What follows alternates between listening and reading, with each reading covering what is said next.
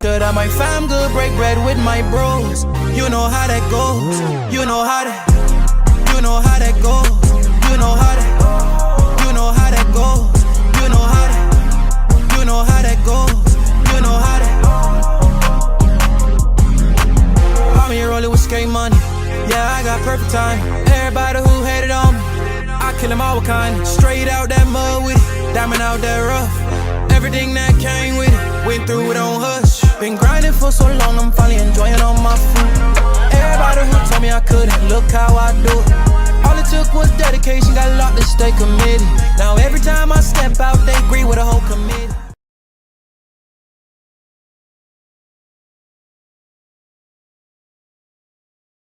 Go. Told my mama, give me 1 second, I'm on road. All around the globe, get that bag back tenfold. Make sure that my fam good, break bread with my bros. You know how that goes. You know how that. You know how that goes. You know how that. You know how that goes. You know how that. You know how that goes. You know how that. I'm here rolling with skate money. Yeah, I got perfect time. Everybody who hated on me, I kill them all with kind. Straight out that mud with it, diamond out that rough. Everything that came with it, went through it on hush. Been grinding for so long, I'm finally enjoying all my food. Everybody who told me I couldn't, look how I do it. All it took was dedication, got locked to stay committed. Now every time I step out, they agree with a whole committee.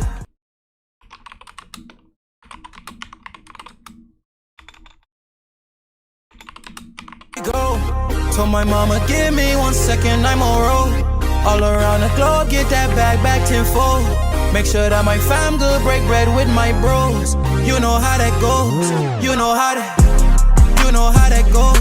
You know how that. You know how that goes. You know how that.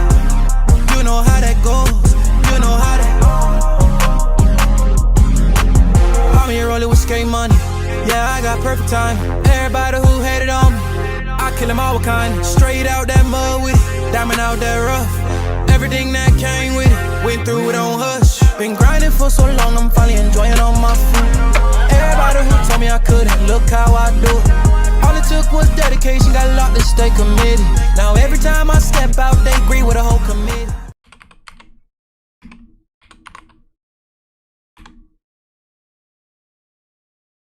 Go.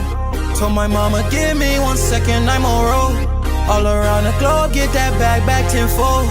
Make sure that my fam good, break bread with my bros. You know how that goes. You know how that. You know how that goes. You know how that. You know how that goes. You know how that. You know how that goes. You know how that. I'm here rolling with skate money. Yeah, I got perfect time. Everybody who hated on me, I kill them all with kind. Straight out that mud with it, diamond out that rough. Everything that came with it, went through it on hush. Been grinding for so long, I'm finally enjoying all my food. Everybody who told me I couldn't, look how I do it. All it took was dedication, got locked to stay committed. Now every time I step out, they agree with a whole committee.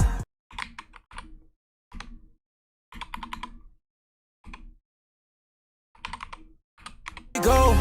Told my mama, give me 1 second, I'm on road. All around the globe, get that bag back tenfold.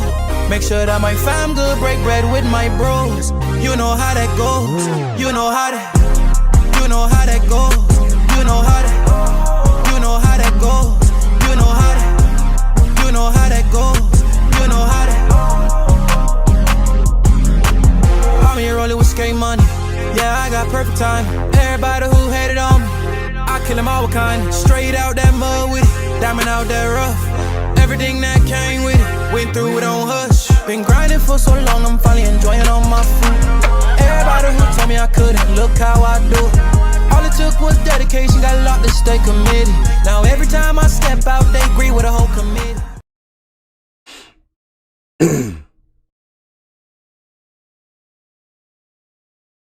Go. Told my mama, give me 1 second, I'm on road. All around the globe, get that bag back tenfold. Make sure that my fam good, break bread with my bros. You know how that goes. You know how that. You know how that goes. You know how that. You know how that goes. You know. Now every time I step out, they agree with a whole committee.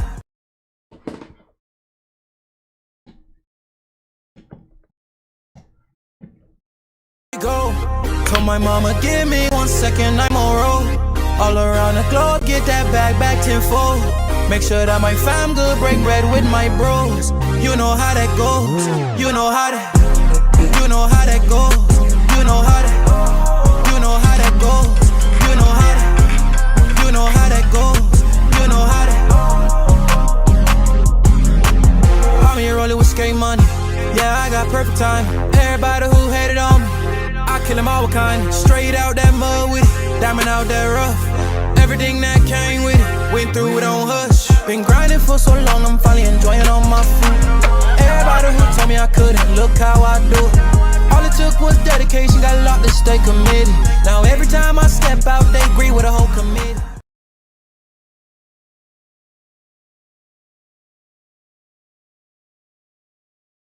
Go. Told my mama, give me 1 second, I'm on roll. All around the globe, get that bag back tenfold. Make sure that my fam good, break bread with my bros. You know how that goes. You know how that. You know how that goes. You know how that.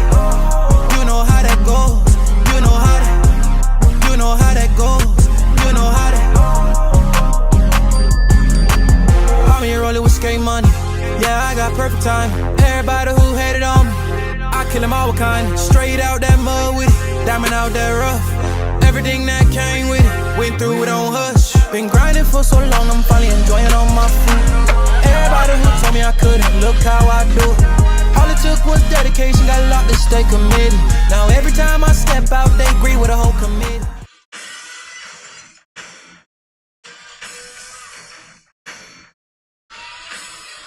Go. Told my mama, give me 1 second, I'm on roll.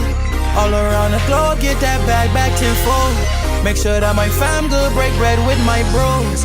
You know how that goes. You know how that. You know how that goes. You know how that. You know how that goes. You know how that. You know how that goes. You know how that. I'm here rolling with skate money. Yeah, I got perfect time. Everybody who hated on me, I kill them all with kind. Straight out that mud with it, diamond out that rough. Everything that came with it, went through it on hush. Been grinding for so long, I'm finally enjoying all my food. Everybody who told me I couldn't, look how I do it. All it took was dedication, got a lot to stay committed. Now every time I step out, they agree with a whole committee.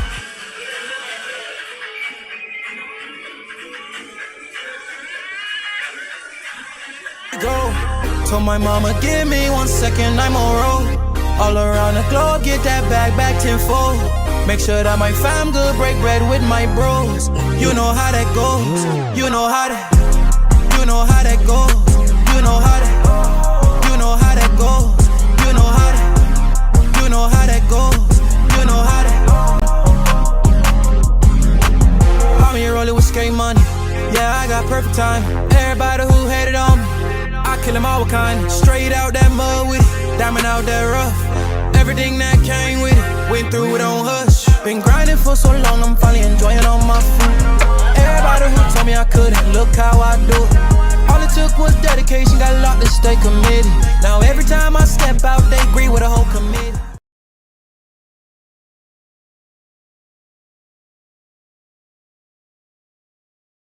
Go. Told my mama, give me 1 second, I'm on roll. All around the globe, get that bag back tenfold. Make sure that my fam good, break bread with my bros. You know how that goes. You know how that. You know how that goes. You know how that. You know how that goes. You know how that. Yo, we're back.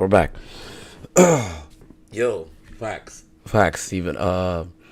Yeah, because of that stupid ass WWE video at the end, but I clipped it out, so it should be like getting ready. Yo, WWE works quick, man. They work quick, so I definitely had to find a better, whatever that shit is called, better,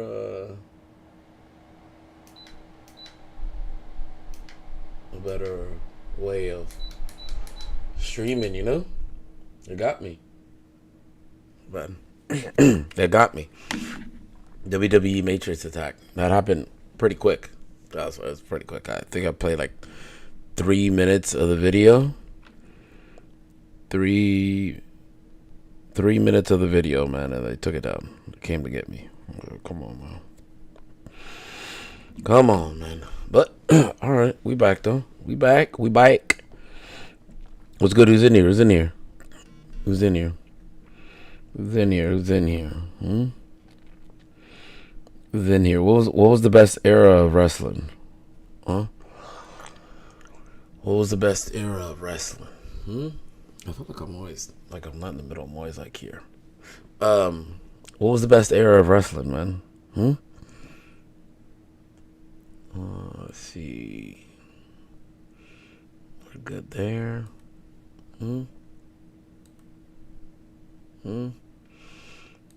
What was the best era, man? What was the best era of wrestling? Let's see.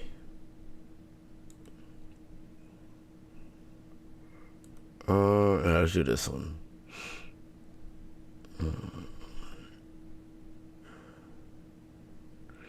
These are real fights? Vader versus HVK. Oh, what about this one? 10 times wrestlers got off script, or should I write 50 minutes of real WWE fights? I don't want to see no weak shit. I want to see some good shit. You know what I'm saying? You know what I'm saying? I'm trying to see some good ones. Hold on.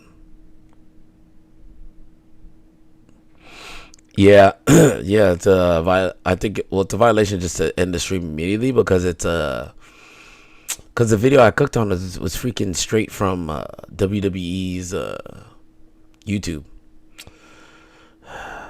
Bullshit, man.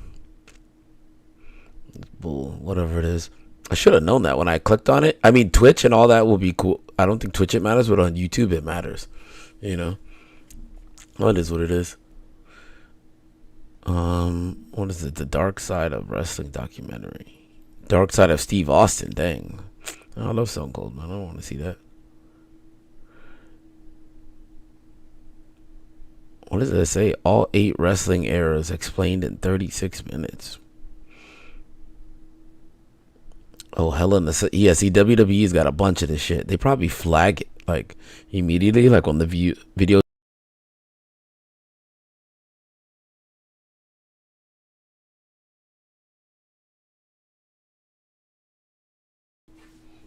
They probably automatically... No, let me make sure my thing is working. Alright, we're good. Yeah, but it's not a strike or anything, I don't think, anyway. Hopefully not. Yeah, see, I was watching this, the best of the Attitude Era, straight in a row. It was on WWE Vault, and that's what gave me. I was like, you know what? I'm about to hop back on stream. Yeah, and do some wrestling, man. Gotta find. Damn, this might be a good one. Wrestling. You think these ones are good? Wrestling real fights. One wrestler is. Oh, collecting receipts. Okay, let's watch this. Let's watch collecting receipts, since that's what happened with Rampage Jackson's kid. Let's see. 1, 2, is this on?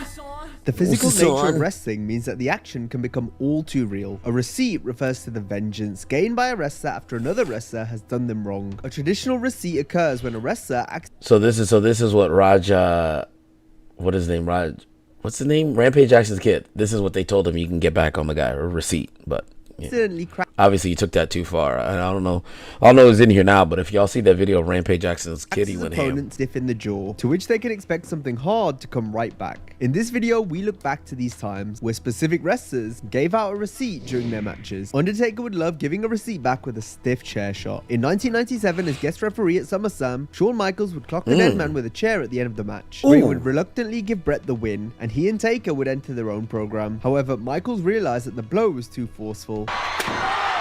Oh, no. Actually, I don't think he's going to jail.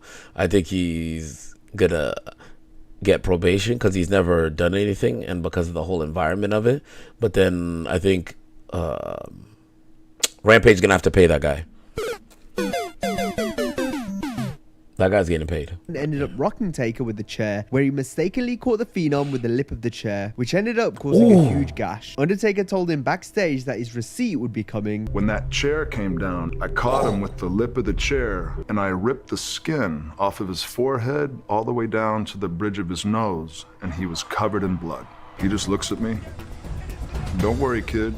Your receipt's coming. It wasn't until Yo, your receipt is coming. That's gonna be scary from the. Oh yeah, it's over. Yeah. Yo, that receipt is OD. Damn, so that blood that Undertaker got hit with, that was real. Okay. You know, I don't know. A lot of times they do the patches and the little things. It's fake. Okay. a few weeks later at Armageddon. Yo, shout out to Wrestling Flashback for this. I'm gonna subscribe right now, and I'm gonna throw a like on the video. If anyone's in here, if you can like the video for your boy. In 2005, where the dead man got his revenge, and he delivered a thunderous chair shot to the head of Randy Orton. But he's in trouble! Payback!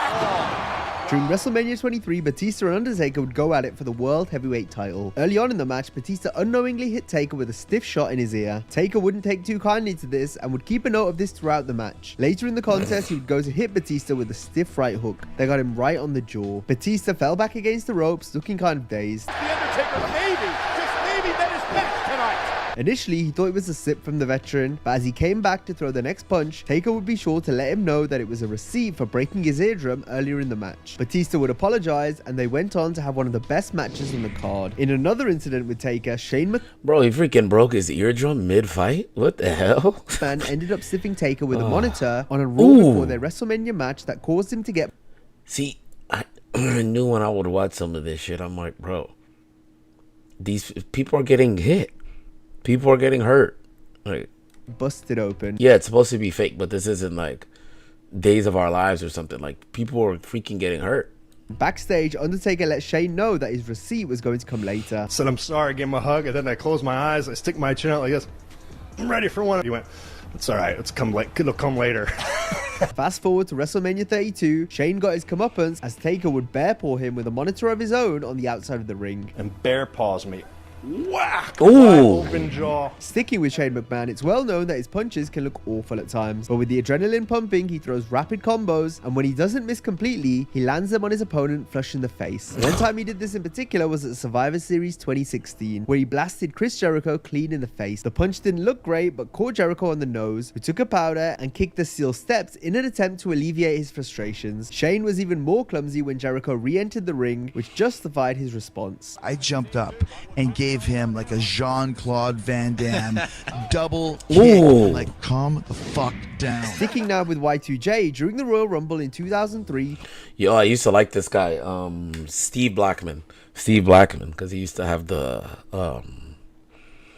he used to have the Komodo stick. Fire.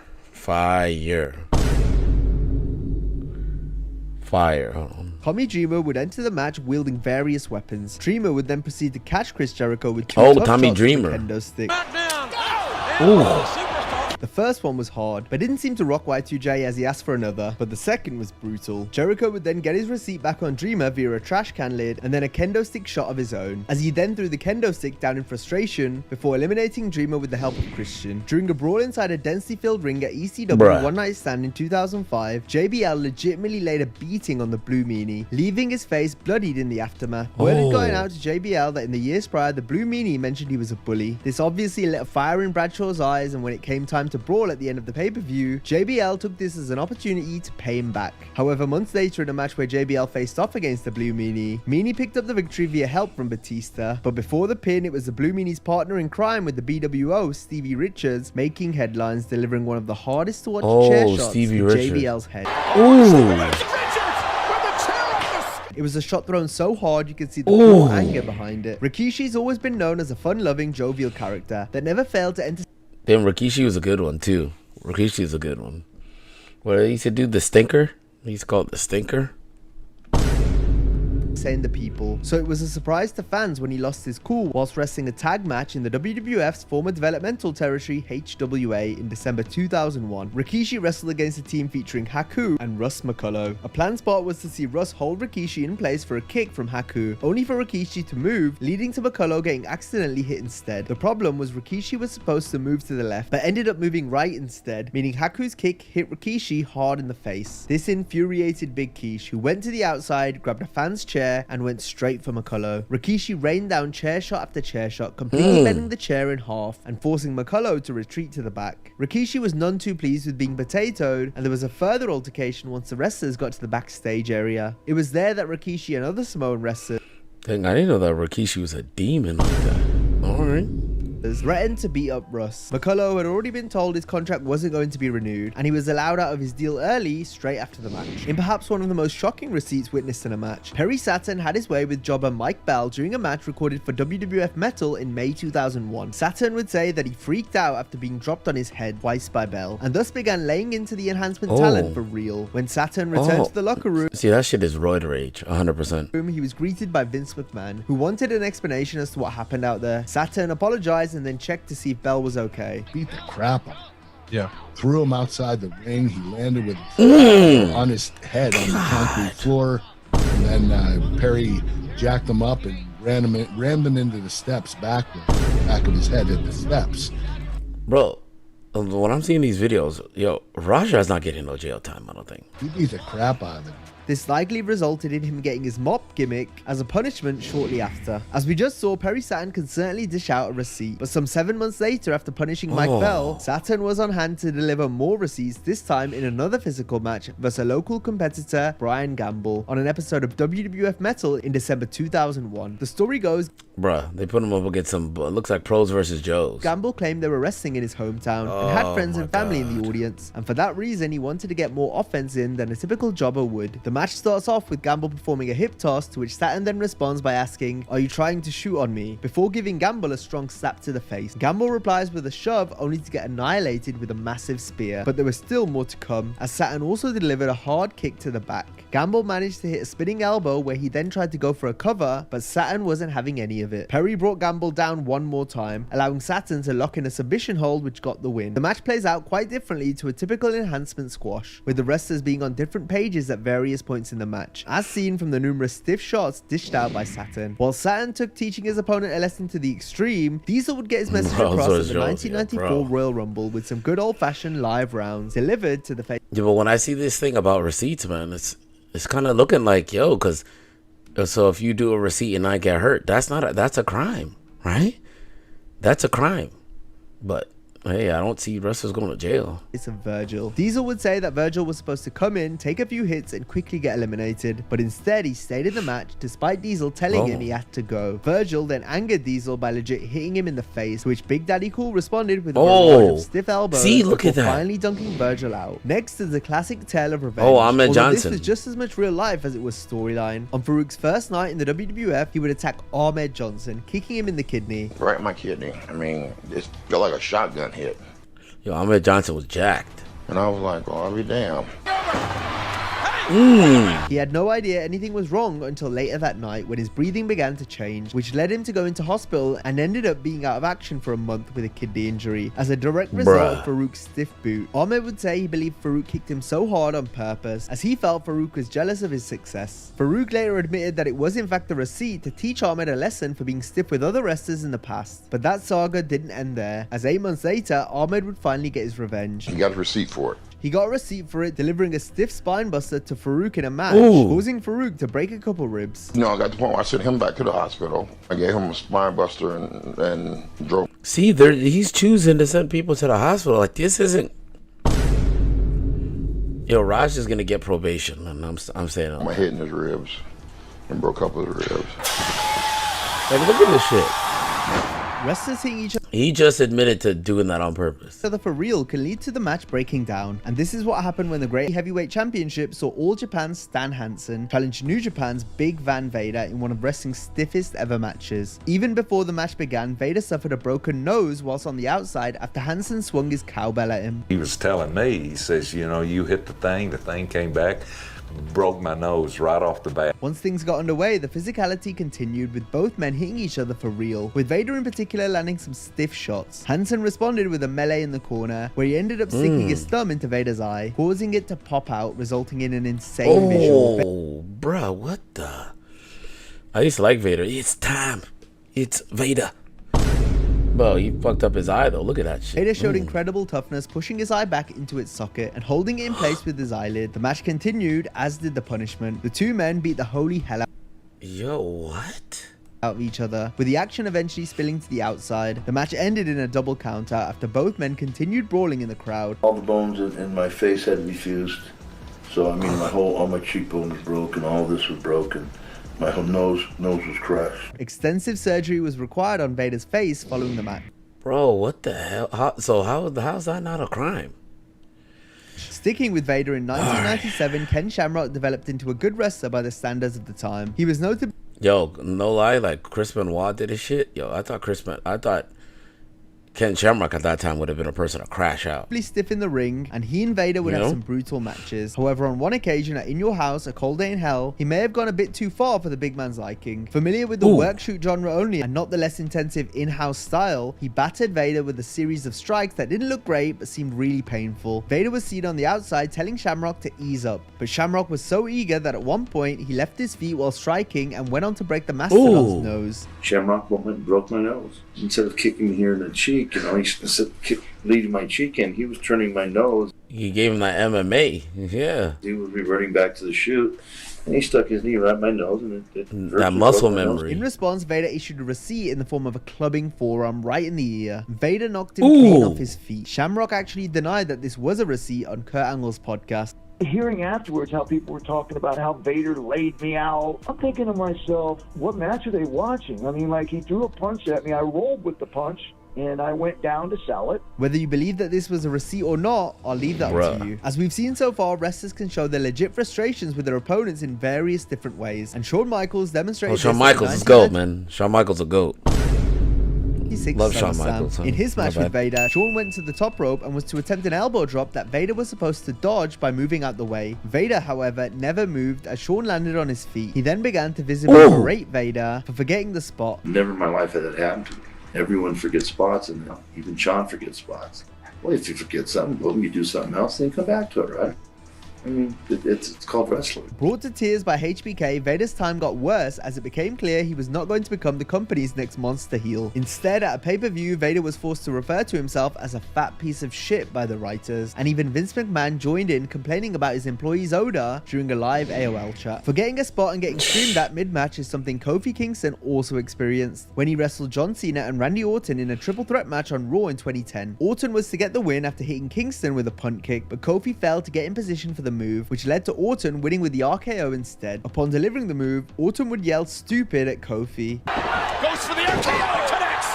Damn. Kingston, jaw and face planted. The error is supposedly what ended Kofi's push during this time. However, years later, Kofi would get his own back on Orton, even though this time it was actually scripted. But ultimately, we know the only time almost. Public Enemy spent 2 months in WWE in 1999 after their time in ECW, and their most notable Public Enemy is pretty fire. appearance was losing a squash match to the Acolytes. They came in late that day, Oh, which the in Acolytes, Bradshaw's the eyes Acolytes was are a sign of disrespect, and further added to the animosity between the two teams. Bro, one thing that you notice about this, JBL and freaking and Farouk, they've been in this video like 5 times, man. These guys like beating up people. Like teams due to Public Enemy's ties with WCW at the time. They then came up to Bradshaw just before he went out, telling him that they no longer wanted to do the spot with the table. This pissed off the Acolytes even more, and Ron Simmons basically said if they don't want to take the table, we'll take the table to them. They went on to deliver a brutal beatdown. Sometimes it has to get to that, you know, and it's unfortunate, Bruh. but it happens. They're not stopping, Terry. They don't care about the belt. Wasn't stiff then, it was real. When the Dudley Boys joined the WWF in 1999. Yeah, but see, then that's not assault. Like the guys literally said, we're not down to do A, B, and C, and these guys said, nah, F that. You gonna do it. It's not assault. They were immediately paired with the Acolytes. The two teams had numerous very physical encounters. This was done as a way they of used to have testing good the ass release matches to ensure there was no repeat. they used to have good ass matches. The Accolades and Dudley Boys. What happened with the Public Enemy? The Dudleys made their presence known during their WWF debut by attacking the Acolytes with 2x4s. Bubba in particular made sure to lay it in, giving Bradshaw 2 legit smacks one after the other. King the Dudley Bruh. Boys. Bubba hit me so hard with that 2x4. I lost feeling in my feet and my hand. Wow. The next week, Farouk and Bradshaw were ready to give it right back to Bubba Ray and Devon when they ran in during an interview segment. The Acolytes beat the Dudleys around with 50-gallon drums, getting their receipt from the prior SmackDown. They were ready to kill us. They hit the set. They beat the crap out of us. Ron Simmons is picking up a 50-gallon drum. Yeah. A shoot 50-gallon drum. And There you go, man. See, everyone that watch wrestling, when people are, oh, fake this, everyone needs apologies. He's picking up a 50-pound drum and hitting someone with it like it's a toy. Well, these dudes are just so big, they make things look like, you know, they're picking up like a featherweight garbage can. just having his way with the both of us. These are all live rounds. After the segment was over, both teams shook hands and thanked each other. The Dudley Boys had proved they could hang and do business whilst earning the respect of the locker room who were watching on. Now, it wasn't just the men who would dish out receipts, as on an episode of Raw in 2021, Charlotte Flair went one-on-one with Nia Jax. During the bout, there was a miscommunication and Flair started to lay into Jax. It was mainly during the break, so it wasn't captured on television, to which even some of the announcers were surprised. This is getting ugly. Sure enough, Jax had enough, and in her own words, thought fuck this, and proceeded to give Charlotte a two-piece that rocked Flair back a bit. Charlotte Flair does not have an answer for Nia. Nia's gonna mold. After the altercation, they got back on track and finished up the match, but it was definitely intense to say the least. Our next example is one when you can see the wrestler get visibly angered by the stiff shot they received. During a 6-woman tag match on Raw in 2018, Brie Bella would catch Ruby Riott square in the face. And a double team is Brie appeared to apologize, but as could be seen from Riott's reaction, she only had one thing on her mind, and that was to give Brie her receipt. And this would come as a result of a stiff kick to the shoulder. been a non-factor since the early goings of the match. We have a celebrity entrant up next, as in 2006, right in the tip. the Jackass crew came into the WWE to promote their latest movie. It was scripted that Umaga would come in the ring and beat them down on an episode of Raw. Umaga delivered his usual stiff shots, as he would with any wrestler, but things turned bad due to Steve-O's lack of awareness to sell the move properly. He would end up laughing at his co-star Chris Pontius, but Umaga felt disrespected because he wasn't selling his beatdown. Umaga came back in the ring to deliver a brutal splash from the top rope. I don't know that I have to play dead, so I keep moving around, like, oh, and like, he's not done beating me up. However, Steve-O continued to move around instead of appearing knocked out, to which Umaga then beat Steve-O into a blackout with an incredibly stiff elbow. Oh my god. Bro. Okay, that's a crime. As we've just seen, celebrities in wrestling can be hit or miss. Johnny Knoxville would have been hoping he fared better than his fellow cast member Steve-O during his WWE run, which began when Knoxville entered the Royal Rumble match in 2022. However, things started with a rough exchange initiated by Knoxville. AJ Styles gave Knoxville one free shot, to which Johnny responded with a clubbing forearm. Sure how wise that was. Unlike with Steve-O and Umaga, this was all good fun, but Knoxville was still owed a receipt. He told Styles to bring it, and the Phenomenal One obliged, firing back with a snug clothesline. Said bring it. It's Styles. Oh my goodness. Knoxville then ate a frog splash from Montez Ford and was eventually eliminated by rival See, Sami the thing Zayn, is, Johnny who in Knoxville's turn down was for all thrown this out by type of shit. Styles. Next, we have an example of someone picking up the receipt. Chat, who's your favorite? Who's the best wrestler? Who you think? Who's y'all best wrestler ever? For someone else. And this occurred during the 2019 Hall of Fame ceremony. As whilst Bret Hart and Natalya were giving their acceptance speech for the Hart Foundation, a fan would run through the crowd and grab Bret from behind, thus tackling the Hitman and Natalya to the ground. The fan would be immediately physically restrained by numerous wrestlers who were sitting at ringside. However, one superstar took it one step further, as with the fan being rushed away from the scene, Dash Wilder would swoop in, delivering a stiff right. This guy, he said it on the documentary. He's like, yeah, I was trying to kill him. I'm like, bro. Permanently blind in one eye, the opponent is therefore within their right to attempt to murder them. At Living Dangerously 2000, Vic Grimes, per New Jack's telling of the story, had to be dragged into executing the agreed upon stereo balcony dive spot, and he fell harder and faster right on the top of Jack's cranium. New Jack missed a month of action, despite requiring far longer to recuperate. The receipt took place after New Jack and Grimes had already cooperated through a match at Hardcore Heaven later that year. A couple years later at XPW Freefall, the two competed in a match where New Jack Jack missed a fairly obvious target, that being about 100 tables, and sent Grimes directly onto the apron from about 40 feet. Absolutely ridiculous. I wanted him to hit the floor. I just didn't. See, look at that guy's forehead. That's what I was talking about. Like, look, he just threw him off. Look at this shit. Free fall, Bro. the two competed in a match where New Jack missed a fairly He obvious tried to kill target, him. that being about 100 tables, and sent Grimes directly onto the apron from about 40 feet. Bro. Raj is not going to jail, 100%. Absolutely ridiculous. I wanted him to hit the floor. I just didn't throw him hard enough. I was trying to throw his ass to the floor. No, please don't. Now that's not the only case of New Jack taking it a bit too far. Look at this guy's forehead. Bro, his forehead is cooked. Come. This is a criminal. This... in the ring. Back in 2003, New Jack wrestled Puerto Rican journeyman wrestler Gypsy Joe on an independent show. During the match, New Jack began to Gypsy Joe will do anything for money. first get annoyed due to Gypsy First off, he looks old as shit, still wrestling, doing this shit. Joe no-selling the original Gangster's offense. And Gypsy Joe will not sell nothing that I gave him. However, New Jack was made to eat a potato after receiving a headbutt to the nose, and this coupled with Joe's no-selling was enough for New Jack to lay down one of the most vicious real-life beatings ever seen in a wrestling match. First came the initial receipt in the form of an elbow, and the beating kept going, spreading to the outside of the ring and into the crowd. New Jack would rain down vicious weapon shots one after the other as the fans watched on in horror, with some even trying to make New Jack stop the assault. I beat him, and I beat him, and I stomped him. And I wrapped ball right around his head, snatched it off, and big old piece of hair in it. And I took a baseball bat and pinged him on top of his head and beat him. And then everybody in the audience was calling me the N-word, and I was putting on Joe like it wasn't gonna be no tomorrow. The match eventually finished in a no contest, and New Like, these are crimes. This is Jack crime. would later be arrested and charged with assault with a weapon. New Jack was also Oh, there, see? Oh, there it goes. So you got a charge. So that means that Raj is going to get charged or something. up to his old ways 100%. during a match for a Florida independent promotion in October 2004. New Jack's opponent was a green wrestler named Hunter Red. The two immediately got off on the wrong foot when Red refused to talk over the match with Jack backstage. Then once the bout began, Hunter Red began laying into the original gangster, nailing him with two stiff potatoes before trying to manhandle New Jack. Jack responded by pulling out a blade from his pocket and driving it directly into Hunter Red's body 9 times. I grabbed the rope.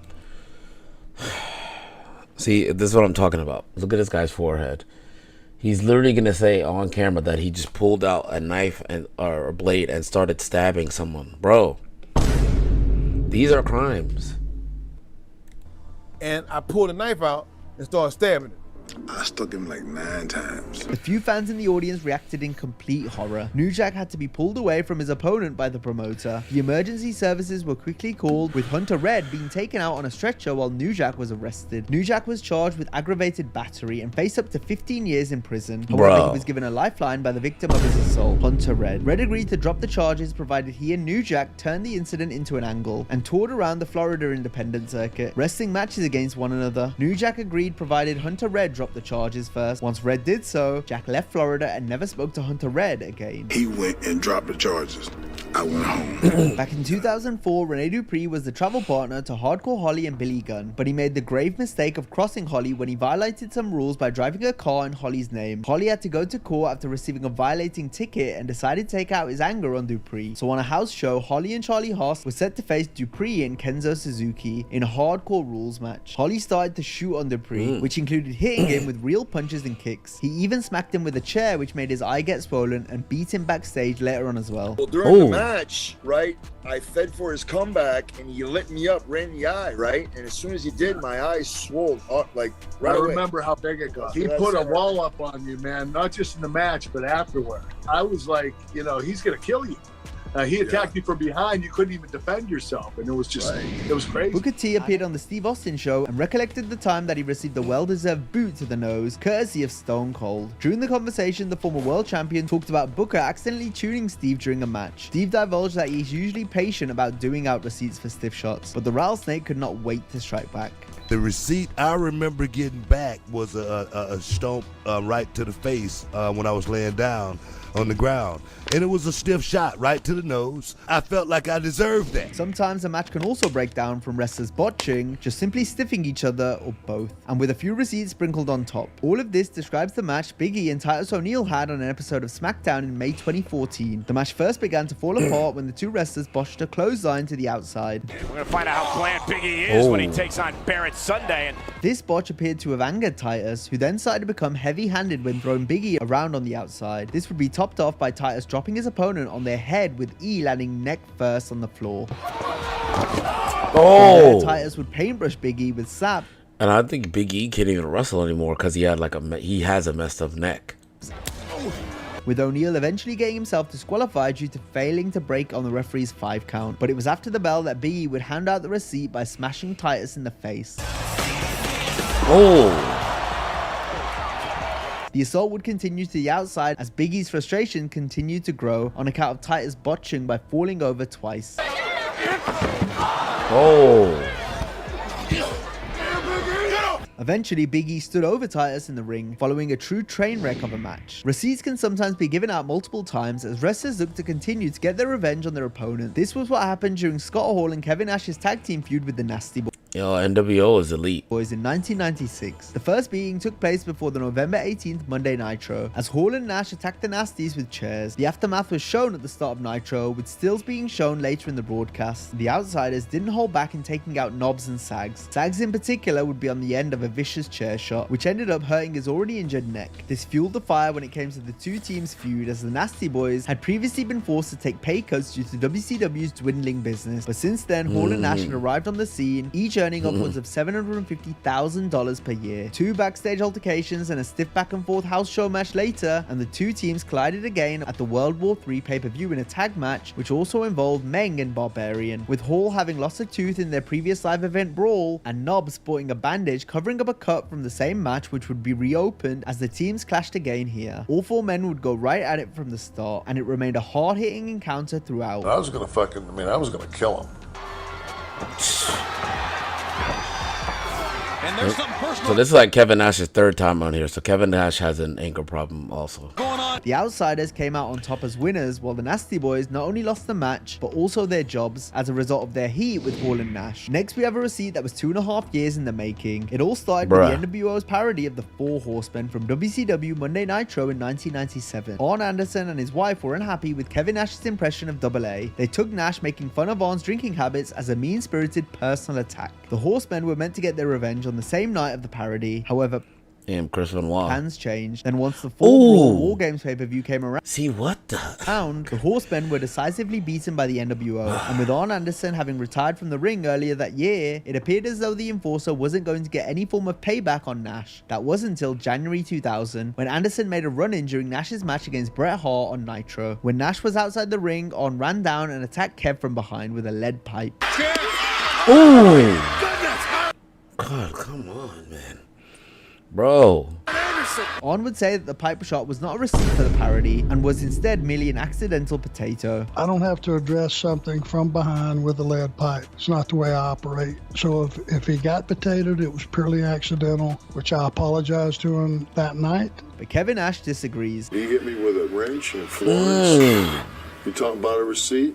Lightning bolt shot out of my ass. Either way, it was the first time Arn was able to get physical with Nash after the parody, even if it occurred during a different storyline a few years later. A more recent example of a receipt in wrestling came about following the men's War Games match at Survivor Series 2022, where the Bloodline took on Drew McIntyre, the Brawling Brutes, and Kevin Owens. During the match, Owens slapped Roman Reigns hard in the face. The slap's connection made a wicked sound and led to a subsequent slugfest. Roman had a bruise under his left eye afterward and suffered an eardrum injury, which may have been a result of Owens' slap. Regardless, Reigns was said to have been legitimately upset with Kevin after the match. However, the tribal chief opted against handing out Owens' receipt during the War Games match. Reigns instead waited until their next receipt at the hands of an unprotected steel chair shot is the stuff of nightmares. A receipt of this nature occurred during the Raw 5-on-5 elimination match at Survivor Series 2004. In the match, Maven was taken to the back due to injury. When he returned, he went straight for Snitsky. Maven hit a jumping elbow which hit Snitsky square in the eye. This cut Snitsky open and left him with a nasty gash, with blood dripping down his face onto his chest. Since Snitsky was booked to get himself disqualified by hitting Maven with a chair, it was important for Maven to lay it in so that Snitsky had a suitable reason to get his revenge. And Snitsky responded with a thunderous chair shot. Snitsky gave out more chair shots to Chris Jericho and Randy Orton. After this, he walked to the back with blood still pouring from his eye. This was Maven and Snitsky's only ever pay-per-view main event, but you have to give them credit as their receipt exchange helped add to the match. All I did was give his face a tiny bit more character. And if he did give me a little bit of an extra receipt in that, I had it. A blast from a steel chair was the receipt in our last entry, but our next receipt is the result of a hard chair shot. Occurring on the first SmackDown of 2003, Paul Heyman and Big Show cut a promo calling out Brock Lesnar, who then appeared on stage only to be attacked from behind by Matt Hardy wielding a... I'm surprised Brock Lesnar hasn't been in this war. I would always hear stories like he would fuck up a lot. Like Brock Lesnar would be fucking people up. The chair shot busted Brock wide open with the back of his head completely covered in blood. Lesnar was quick to get his revenge though, and it came as a result of a vicious clothesline. Hardy and Lesnar then wrestled later in the night. Lesnar refused medical attention and didn't even put on his wrestling gear for the match. Brock gave Matt a merciless beating in a highly entertaining squash. Hardy's follower Shannon Moore also received the pummeling, being hit with an epic F5. Hardy was also given an F5, which earned Brock the victory. Lesnar came across like a tough as nails, unstoppable monster, in no small part thanks to Hardy and Shannon Moore, who made the next big thing look like $1 million.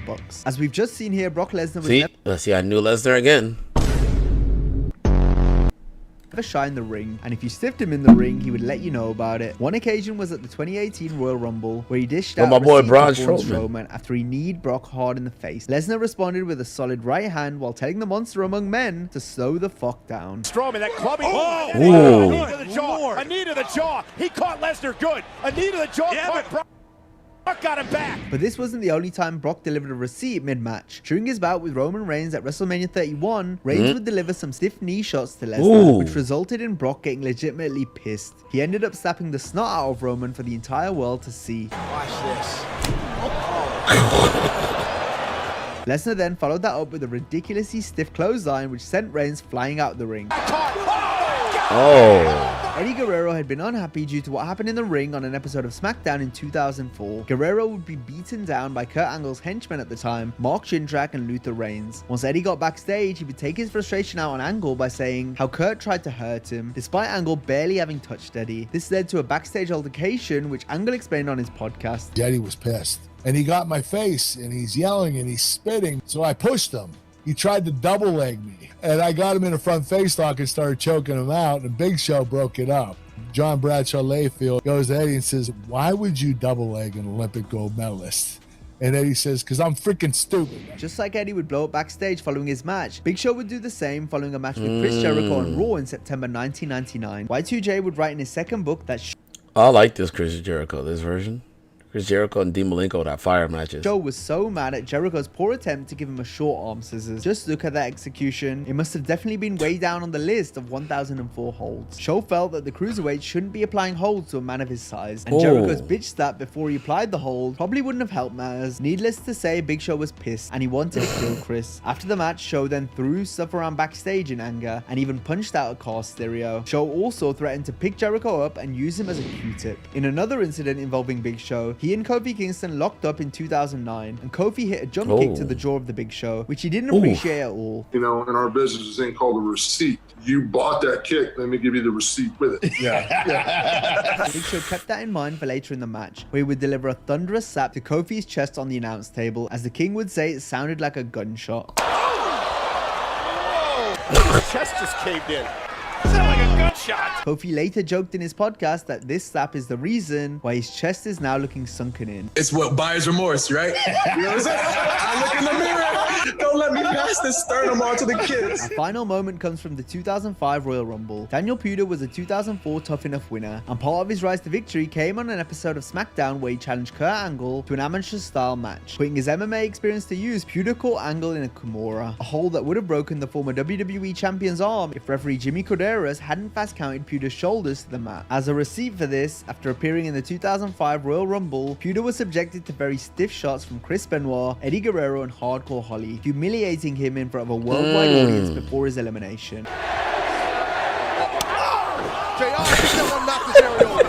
I had no clue what they were going to do. They treated me like crap. And very disrespectful. If you enjoyed this video, be sure to check out our similar video on 10 wrestling secrets exposed. Nah, let's see. Man, this channel's pretty good. I subscribe. Let's see when it gets personal. Okay, let's watch this. Yeah. We were punished for. Yeah. Let's see this when it gets too personal. Yeah. That's a good one. This is a good page. It's like this video. WWE is often incredible at storytelling. Some storylines flop while others are unforgettable. But what about the ones that just vanish? No payoff, no closure, just dropped. The crazy thing is it ended so abruptly. There was no finish to it. So I'm not sure what happened. I don't know if someone was uncomfortable. Maybe a fiance didn't like what was going on.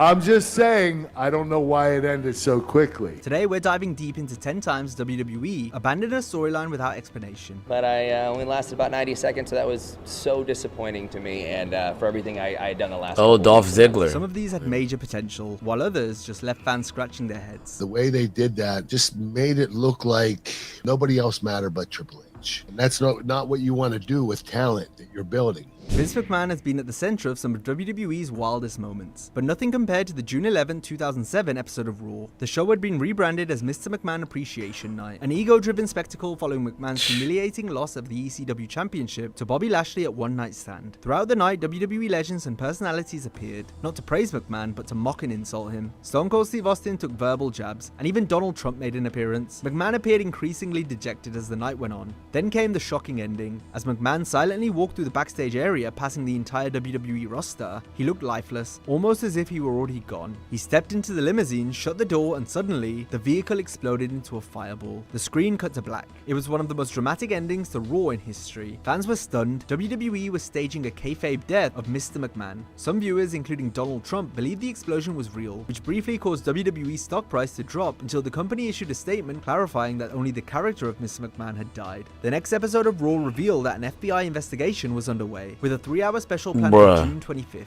The episode was set to feature McMahon's funeral, where the WWE would gather to mourn or celebrate his passing. Linda McMahon was even scheduled to be arrested as a suspect in Vince's murder, and his lesser-known brother, Rod McMahon, was set to make his first ever WWE appearance. The long-term plan? Mr. Kennedy was to be revealed as Vince's illegitimate son, inheriting control of WWE and becoming an egomaniacal villain. The feud would culminate at WrestleMania 24, with Kennedy either defending the WWE Championship against Triple H, or battling Shane McMahon for the control of the company. But then, real tragedy struck. On June 24, 2007, Chris Benoit was found dead, alongside his wife Nancy and their 7-year-old son Daniel, in a horrific double murder-suicide. As details emerged, WWE immediately cancelled the McMahon storyline. Instead of Vince's funeral, the planned June 25th Raw became a solemn Chris Benoit tribute show. However, by the time the tribute aired, new reports surfaced that Benoit had murdered his wife and son before taking his own life. WWE went into full damage control. They erased Benoit from history, removing him from all promotional materials and future programming. The McMahon death storyline was quietly abandoned, with Vince returning to TV on August 6th, revealing that he faked his demise to see who truly cared about him. Though WWE salvaged parts of the illegitimate son storyline, Mr. Kennedy was no longer involved, partly due to his own suspension in a steroid scandal. Instead, the angle took a comedic turn, with Hornswoggle being revealed as Vince's bastard child. What was originally designed as one of WWE's most ambitious and dramatic storylines ended in pure absurdity. McMahon's limo explosion remains WWE's biggest what could have been moments, abandoned not by creative missteps, but by the darkest real-life tragedy in wrestling history. Dolph Ziggler had one of the most unpredictable careers in WWE, but in 2017 he pulled one of his strangest moves ever. At Clash of Champions, he won the United States Championship, only to leave the title in the ring and walk away at the next SmackDown. You want something to remember me by? Fans wonder about his status and return as a more powerful character.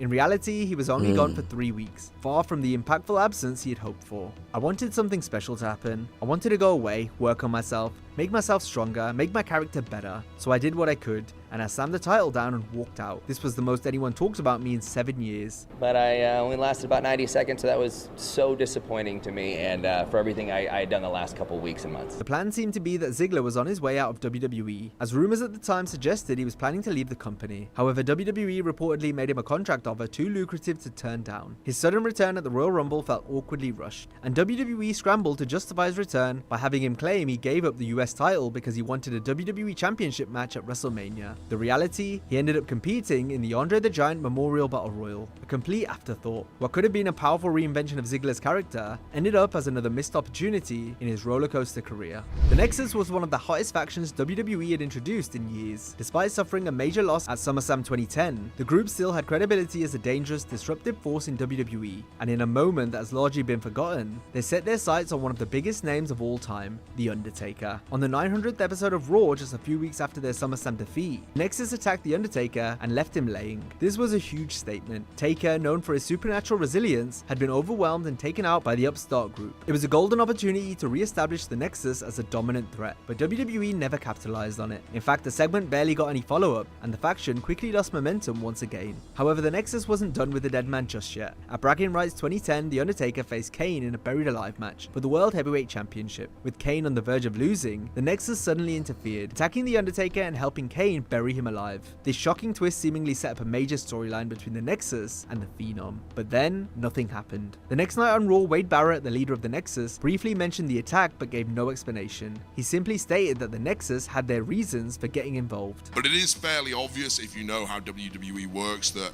if a group of guys attack The Undertaker and put The Undertaker out for 5 months until he comes back 4 weeks before WrestleMania for his run there, clearly the intention is for Undertaker to come back and work with those guys. No feud developed between The Undertaker and the Nexus. No retribution was sought. It was as if WWE had simply dropped the entire angle overnight. Rumors at the time suggested that the WWE had initially planned for The Undertaker to face Wade Barrett at WrestleMania 27. This would have been a major opportunity for Barrett, potentially elevating him to main event status. However, plans changed, and The Undertaker ended up facing Triple H instead. The Nexus, meanwhile, lost more steam in the following months. After Barrett was exiled from the group, CM Punk took over as the leader of the new Nexus in early 2011, but the faction had lost its bite. By the time WrestleMania 27 rolled around, the Nexus was a shell of what it once was. The biggest mystery remains, why did WWE have the Nexus attack The Undertaker twice, only to never follow up? Was this simply a way to write The Undertaker off TV so he could take time off? Did WWE lose faith in the Nexus as a top faction? We may never know, but what could have been a career-defining feud for Wade Barrett and the Nexus became just another forgotten chapter in WWE history.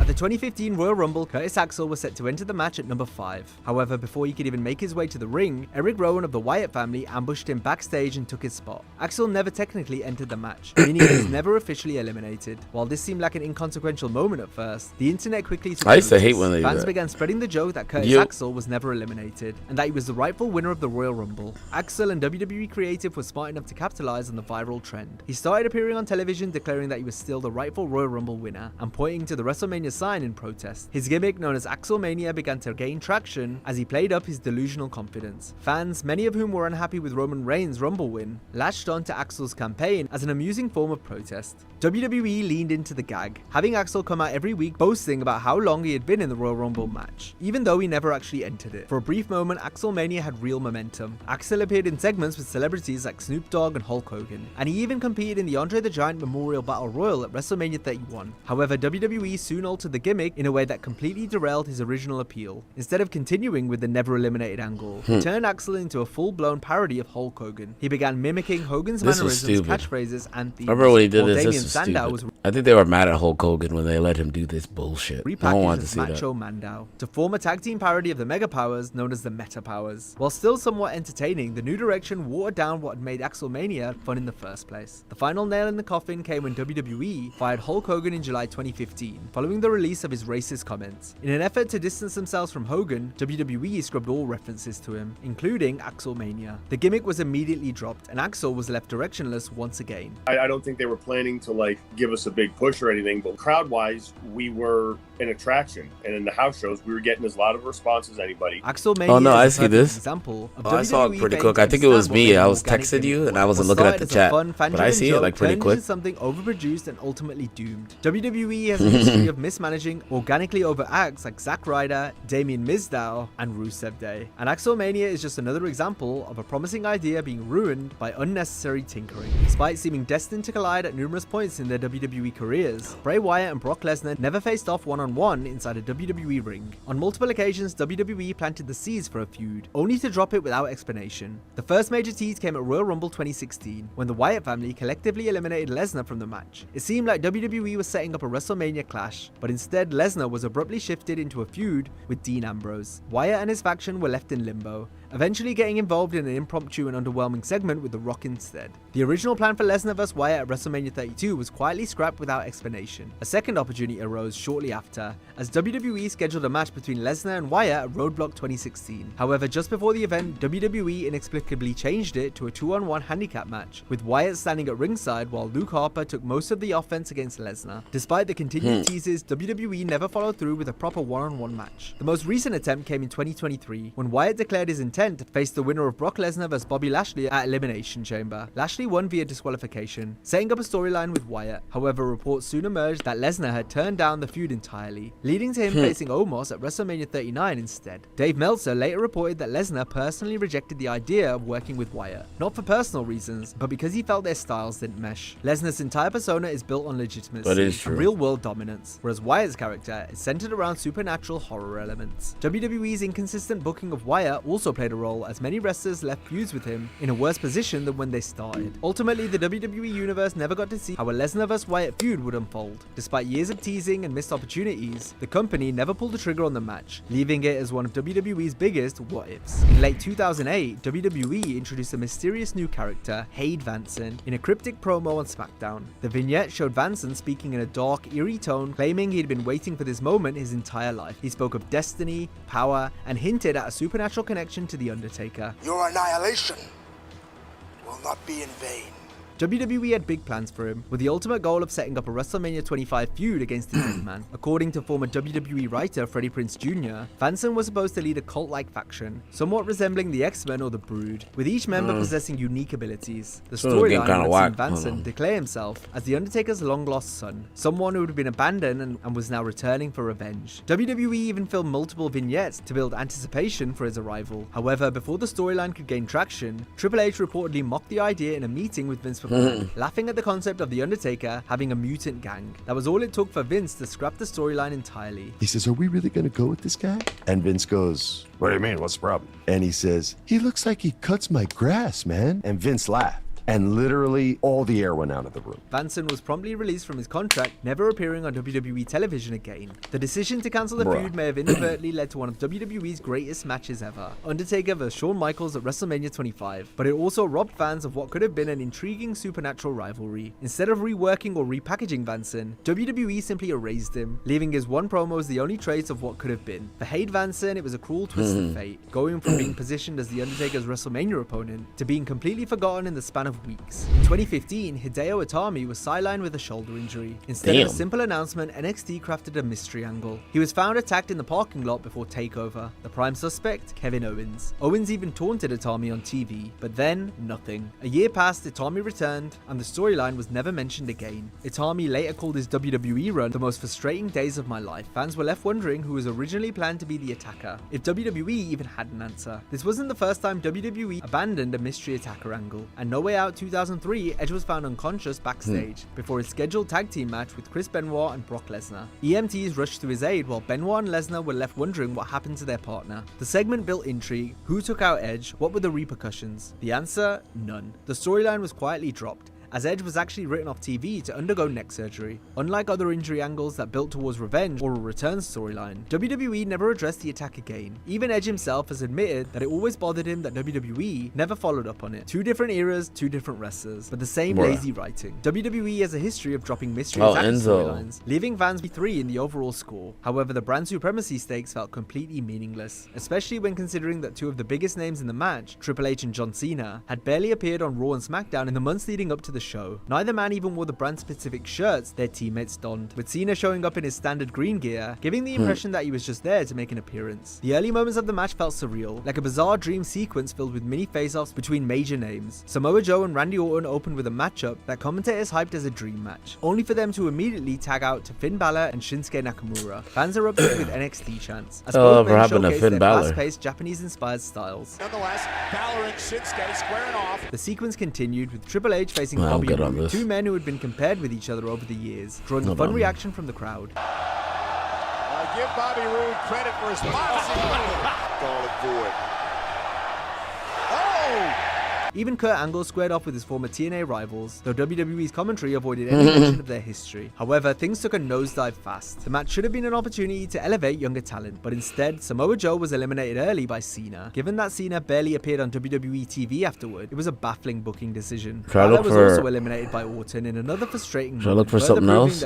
Why are these moments? Let me look for something else. What about this? The true love story of... Actually, I want to see what happened with Kurt Angle, Shane McMahon, and Randy Orton. Meanwhile, four former NXT champions and with talent that you're building. One of WWE's most intriguing love triangle storylines played out in 2000 between Triple H, Kurt Angle, and Stephanie McMahon. What began as innocent interactions between Angle and Stephanie soon escalated into a full-blown feud with Triple H, leading to a storyline packed with jealousy, betrayal, and mind games. The tension built over months. Angle and Stephanie shared increasingly flirtatious moments, much to the frustration of Triple H. A fully loaded Stephanie received flowers from a secret admirer, which Triple H assumed were from Angle, though they were actually from Chris Jericho as a prank. Meanwhile, Triple H's own suspiciously close relationship with Trish Stratus only added fuel to the fire. The seeds of distrust had been planted.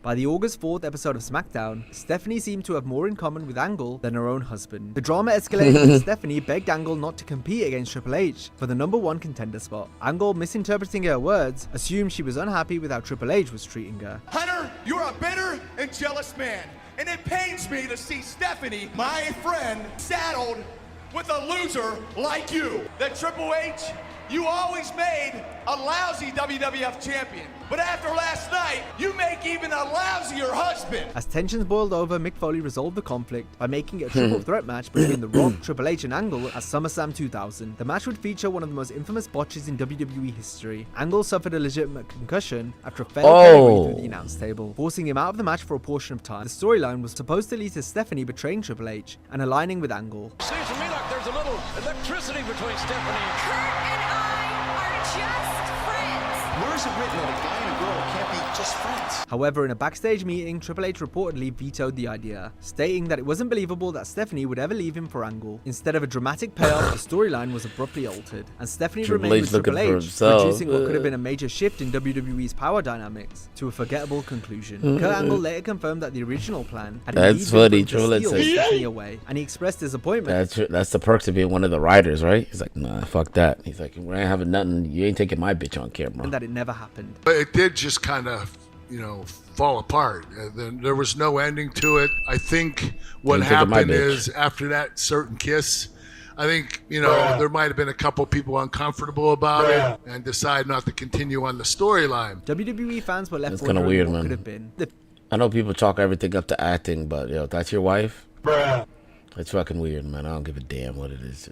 They can pay you motherfuckers to do anything. It was just acting. Feud fizzled out, and Angle moved on to other rivalries, while Triple H remained by Stephanie's side. The summer of 2011 was one of the most exciting times in modern WWE history. I don't really like CM Punk had just dropped his infamous pipe bomb promo, criticizing WWE's corporate structure and setting himself up as the anti-authority rebel. This led to Punk winning the WWE Championship from John Cena at Money in the Bank, only to leave WWE with the title. However, a rematch was set for SummerSlam to unify the disputed championships between Punk and Cena. Punk won the match at SummerSlam, but the real shock came immediately after. Kevin Nash made his shocking return to WWE, attacking Punk and leaving him laid out with a jackknife powerbomb. Moments later, Alberto Del Rio cashed in the Money in the Bank contract, winning the WWE Championship. It was a perfect setup for a Punk vs Nash feud, but what started as an intriguing angle quickly fell apart behind the scenes. Punk and Nash cut promos against each other in the following weeks, with Punk famously mocking Nash by saying his sister texted him, thinking Nash was dead. Nash later admitted on his Click This podcast that he was not given a response line during this exchange. making the segment feel awkward. The feud was set to culminate in a match between Punk and Nash at Night of Champions. However, Nash was abruptly pulled from the bout, and Triple H inserted himself into the match instead. Why? Well, according to Nash, it was personal. He revealed on his podcast that Triple H had developed a strong dislike for Punk during this time, saying Punk got under Triple H's skin so bad, Paul just came up to me and said, "You're not going to wrestle him, I'm beating him." To make matters more confusing, WWE cited Nash's medical issues as the reason for cancelling the match, yet he was still cleared to interfere physically in multiple segments and later had a TLC match against Triple H. Nash himself pointed out the inconsistency, suggesting that Triple H simply wanted to take Punk's spotlight. Backing up Nash's claims, former WCW wrestler Disco Inferno confirmed that Nash told him the story privately. Disco Inferno. It's 100% true. Nash was supposed to work with Punk, and Triple H just said, "Nope, I'm beating him." Paul just came up to me and just said,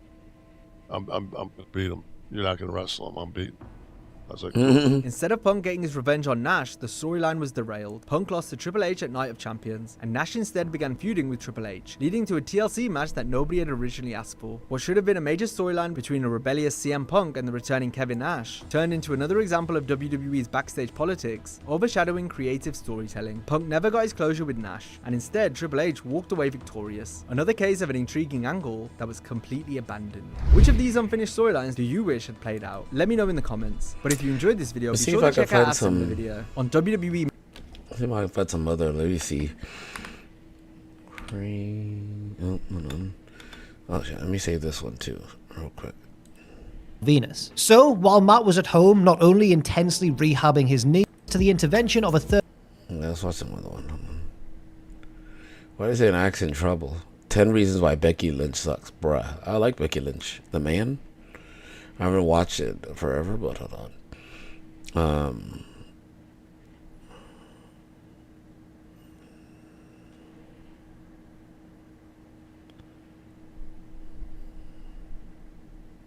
Oh yeah, Sonny went crazy, right?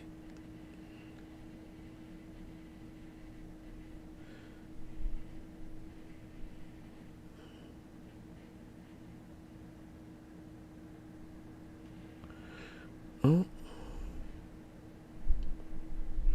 I don't know. Maybe the third party, who you could say lived up to his ultimate opportunist nickname. The love triangle between Lita, Matt Hardy, and Edge captivated the wrestling world, with the behind-the-scenes shenanigans proving far juicier than anything actually on Raw or SmackDown. Art would soon imitate life, though, when this actually began to play out on television, further muddying the waters and forcing viewers to question what was. Let's see. Pamela, let me make sure it's not WWE, because they're gonna freaking. They're gonna go ham. Yeah. You know what I'm saying?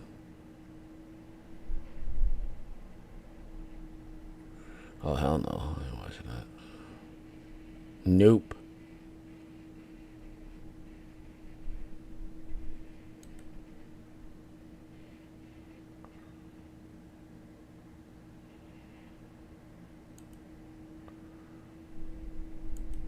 Oh,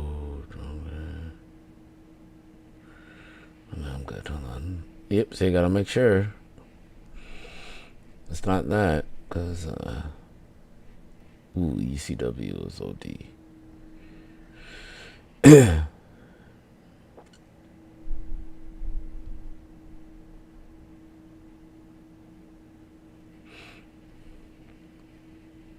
Gotta make sure it's not WWE before they take me off, little rats. Oh, the wildest. Yeah, okay, let's do this one. Let's do this one. During King of the Ring 98, Taker battled Mankind in a Hell in a Cell match that we will remember forever. The highlight, Taker is Hell in a standing on Cell? top of the Devil's Playground. That Hell in a Cell? That was probably at that time like the craziest match ever. Throws Mankind off and sends him crashing down onto Fox, I thought he was dead. the announcer's table. After this, no one could deny Foley's incredible pain tolerance and Taker's intimidating aura. Mankind's career highlights aren't just him in See, there's those damn thumbtacks. excruciating pain. Number 27, Mankind wins gold. January 4, 1999 will forever be etched in WWE history. Mankind defeated The Rock for the WWE title, sending fans into a frenzy. and famously causing a significant shift in the Monday Night Wars. As it happened, WCW announced the results to its viewers to sway them away from the WWE. Mick Foley, who wrestled here one time as Cactus Jack, is going to win their world title. He's going to put some butts in the seat. And it backfired, big time. Their announcement only made people change the channel and watch Mrs. Foley's baby boy finally win the big one. This feels pretty damn good. Talk about shooting yourself in the foot. Speaking of Foley, you'll hear his name a few times during this video. Dude, love. Number 26, Edge spears Mick Foley through a flaming table. This iconic moment took place at WrestleMania 22. The story here is that our boy Adam Copeland dropped the title before Mania because the office thought he wasn't ready to main event the biggest show of the year just yet. Instead, they put him in a match with hardcore legend Mick Foley. Edge was committed to proving the office wrong, and that's precisely what he did. After diving face first into a flaming table, and to show that I belong in the main event of WrestleMania. His ear So looks like Lita set the table on freaking fire dog inside the candy. ring. The The hell? rated R superstar speared Mick Foley through that flaming table in what is the quintessential oh my god moment in the company's history. Number 25, the slam heard around the globe, brother. The unstoppable force meets the immovable object. Hulk Hogan, brother. versus the colossal Andre the Giant. Oh, he almost got him up. Big as hell, yo. The air is thick with anticipation. Over 90,000 fans backed into the Silverdome. Then, in a feat of Herculean strength, Hogan lifted the 520-pound Andre off his feet and slammed him into the mat. Look at this. The crowd erupted, as many thought it was impossible. This was one of the most iconic moments ever, making wrestling global. Yo, that made Hulk Hogan a legend forever. Facts. After that, he was a legend. So Vince was definitely thinking about all the money he was about to make. Speaking of the McMahons, number 24, what happens in Vegas stays in Vegas. Cast your minds back to when Triple H dropped a bombshell that left everyone speechless. In a controversial storyline, Triple H revealed he had married an unconscious under the influence Stephanie McMahon in a drive-thru in Las Vegas. I promise to love, honor, and definitely obey everything you say. This was straight out of a movie. Was it over the top? Of course, but that's WWE for you. Number 23, Joey Styles' pipe bomb on Raw. Let's revisit a moment that shocked everyone. It was the night Joey Styles dropped a pipe bomb on live TV and quit. This was a shoot promo, a raw unfiltered outburst filled with real emotion. I never needed this job. Styles vented his frustrations about wrestling commentary and the company's direction. Joey used that mic as a weapon, criticized the overproduction, and called out the lack of respect for the wrestling art form. I quit. I think everyone had the same reaction to this moment. Oh my God! Number 22, Eddie steals the gold. Yo, I like that girl. And No Way Out 2004, Eddie faced Brock Lesnar, the seemingly unbeatable WWE champion, in a David vs. Goliath scenario. Nobody home for the frog splash. The climax was miraculous. Eddie countered Lesnar's F5 with a DDT onto the gold and delivered a frog splash before pinning Brock. The crowd erupted as he finally won the big one, and I know everyone was hyped because Vince McMahon only liked certain guys to win, and he was a WCW guy, so they kind of had it out for them anyway. But I think Eddie Guerrero was too short. Definitely was too skinny, and then he obviously got more push after he did steroids and got bigger. It was a moment of pure euphoria. Eddie was known for stealing the show, but he stole something much more valuable that night. Speaking of stealing the show, number 21, Lita's dream goes extreme. Trish Stratus and Lita main evented Raw in 2006, which was a groundbreaking moment in women's wrestling. During this historic main event, Lita nearly died. It was an action-packed match, but the heart-stopping moment came when Lita, known for her daredevil style, did a suicide dive and landed in a way that left everyone uncomfortable. Despite the scare, Lita continued, because that's how damn tough she is. By the way, before we move on to the next entry, make sure you hit that subscribe button so you never miss another wrestling video. Am I subscribing to this guy? Let me subscribe to him. Y'all like the video, and I'm gonna subscribe to this guy. The acronym TLC got a whole new meaning at Mania 22. Tables, ladders, and chairs are fire moment, too. Featuring the showstopper and the chairman of the board. During this brutal street fight, Sean Vince McMahon was on so much steroids, bro. Michaels went above and beyond to create a spectacle and live up to his nickname of Mr. WrestleMania. A 20-foot ladder and a strategically placed table with 6-year-old Vince on top of it with his head inside a trash bin. As we held our He breath, was Sean 60 climbed the doing ladder, this. and then it happened. Vince was 60 doing this. This is a WrestleMania moment with a touch of lunacy that only the WWE can deliver. Number 19, Happy Hour. It's Monday Night Raw at the height of the Attitude Era. The Rock, Vince McMahon, and the corporation are in the ring and have no idea what will hit them. Stone Cold arrives driving a full-sized beer truck into the arena. What happens next is pure gold. He unleashes a beer bath over The Rock, Vince, and the entire corporation. The crowd goes wild. And then I remember Kurt Angle had the milk truck. As Austin gives a whole new meaning to Happy Hour. Looking back at it, that was a thoughtful move on Austin's behalf. Everybody loves free beer. Number 18, Shane Goes Wild, the trilogy. Shane O'Mac has to be the most hardcore part-time wrestler ever. His matches prove his commitment to the business. The genetic jackhammers his offspring has so many wild moments, we decided to make this entry a trilogy. There's his 50-foot leap of faith onto the Big Show at Backlash in 2001.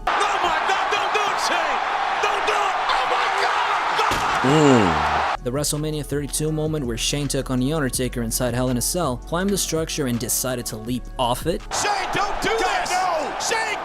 No! Oh my God! No! And of course, there's a time when Shane broke the glass ceiling twice during King of the Ring 2001 against the Olympic gold medalist Kurt Angle. We've given Shane a hard time over the years, but no one can deny this man's superhuman tolerance for pain. Number 17, Goldberg spears Jericho through the chamber pot. As if the Elimination Chamber match wasn't brutal enough already, during a moment of sheer destruction, Goldberg wrecked Y2J with a spear right through the Elimination Chamber pot. Whoa! Jesus Christ, no wonder these two don't like each other in real life. Goldberg nearly killed him.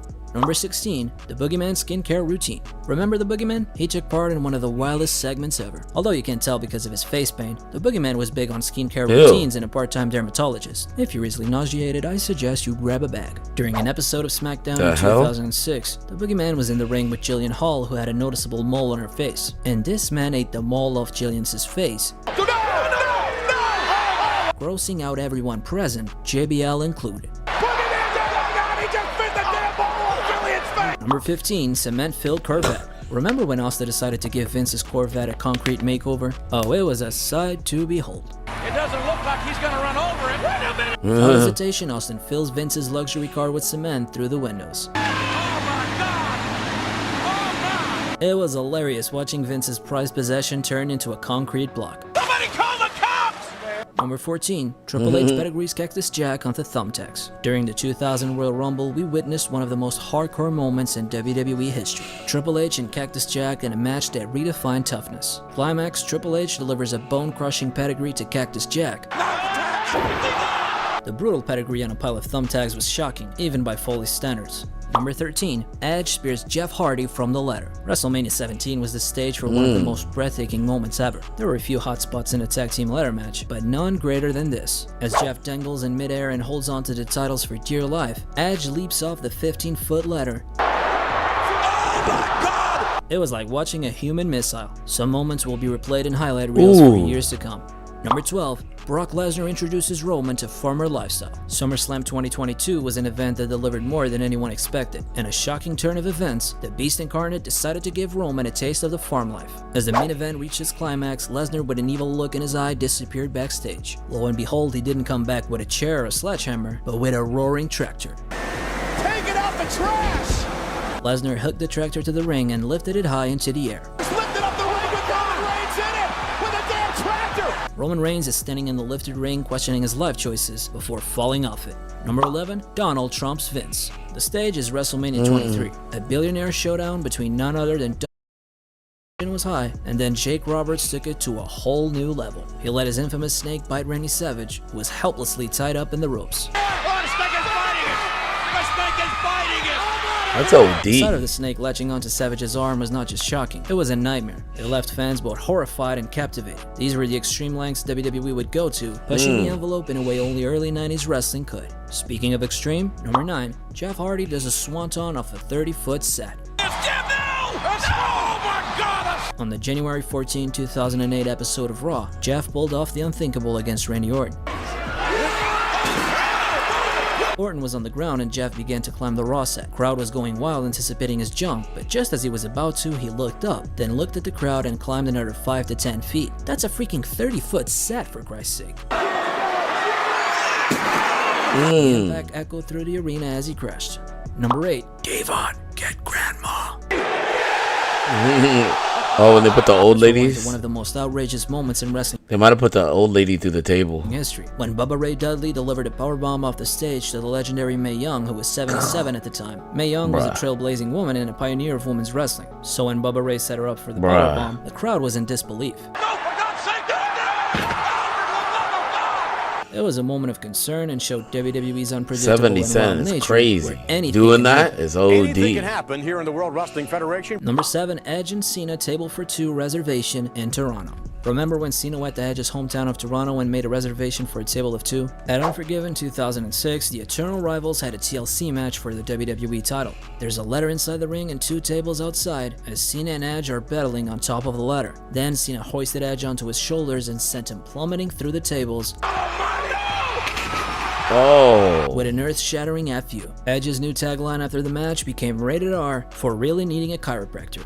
Number 6, the game sends Cactus Jack straight to hell. One of the most brutal moments in wrestling history. I'm talking about the time Triple H and Cactus Jack faced off inside Hell in a Cell at No Way Out 2000. In an action-packed match with everyone at the edge of their seat. I'll tell you, Cactus Jack was the man. Cactus Jack was the man, 100%. Game when the game threw Cactus Jack through the cell roof, making him land hard in the ring. Oh, thank goodness. Oh, God. A moment that had the crowd gasping in shock and awe. Some people want to leave a mark on the They industry. had fire, Mick Foley just wants to thumbtacks. leave a dent in the ring. Ooh. How is this dude still alive? Number 5, Shelton Benjamin's chin meets Edge BK's melodies. If you grew up watching the Ruthless Aggression era like me, this one is a certified classic. Every time they gave Shelton Benjamin the ball, he ran with it, and this time was no different. After the two had an amazing match, Shawn Michaels delivered a perfectly timed switch-in music on Benjamin as he leaped from the ropes for a superb finish. These two had amazing chemistry. You know who else had amazing chemistry? Number 4, Tyson and Austin face off. Tyson and During the Austin, peak that of the was Attitude fire. Era, we were spoiled enough to see the baddest man on the planet face off with the Texas Rattlesnake in the ring during their prime. The tension was palpable. Mike Tyson, a knockout artist and boxing royalty, face to face with Steve Austin, a man who captivated an entire generation. Everyone was at the edge of their seat during this segment. It was the Attitude Era at its finest. Number 3, Austin parts the Red Sea. This one is pro wrestling at its peak. As the glass shatters, the fans go berserk, and I'm not sure who had the best reaction. The fans or JR. Austin returns and obliterates the Alliance, throwing stunners left and right and saving the WWF. That's how it feels to reunite with your friends after a long time. Talk about a feel-good moment. Number 2, on the other hand, is what nightmares are made of. Number 2, Brock ends the streak. That was bullshit. Is over. That was bullshit. I hated that.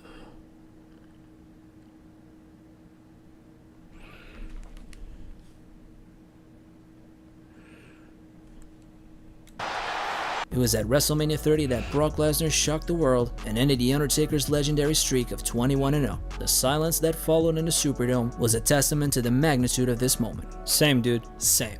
So are 75,000 people here. Taker losing at WrestleMania is something we'd never seen before. I personally hate that it happened. I feel like the WrestleMania brand almost was built around that streak. And then Brock comes in and he kills the streak.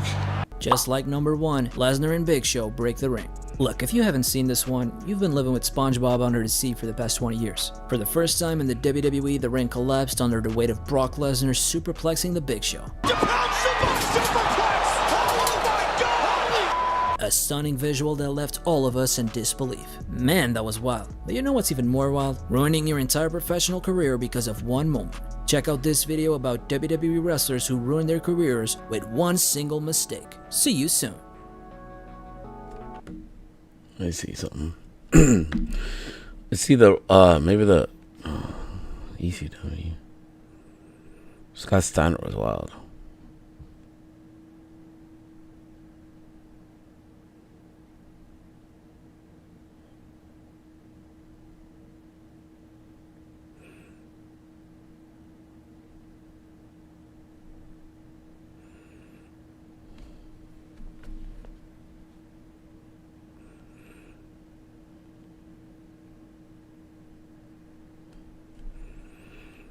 Hold on, let me see.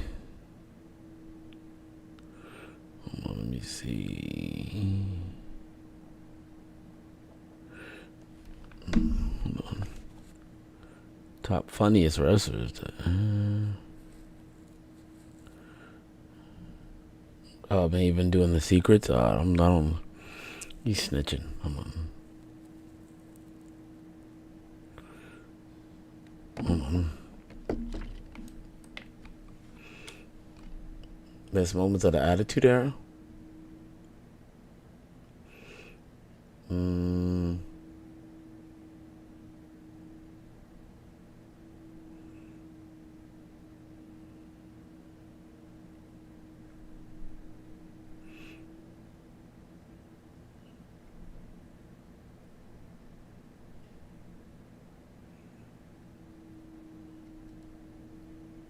Maybe this one.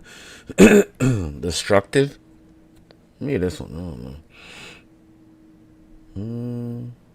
Let's use this one.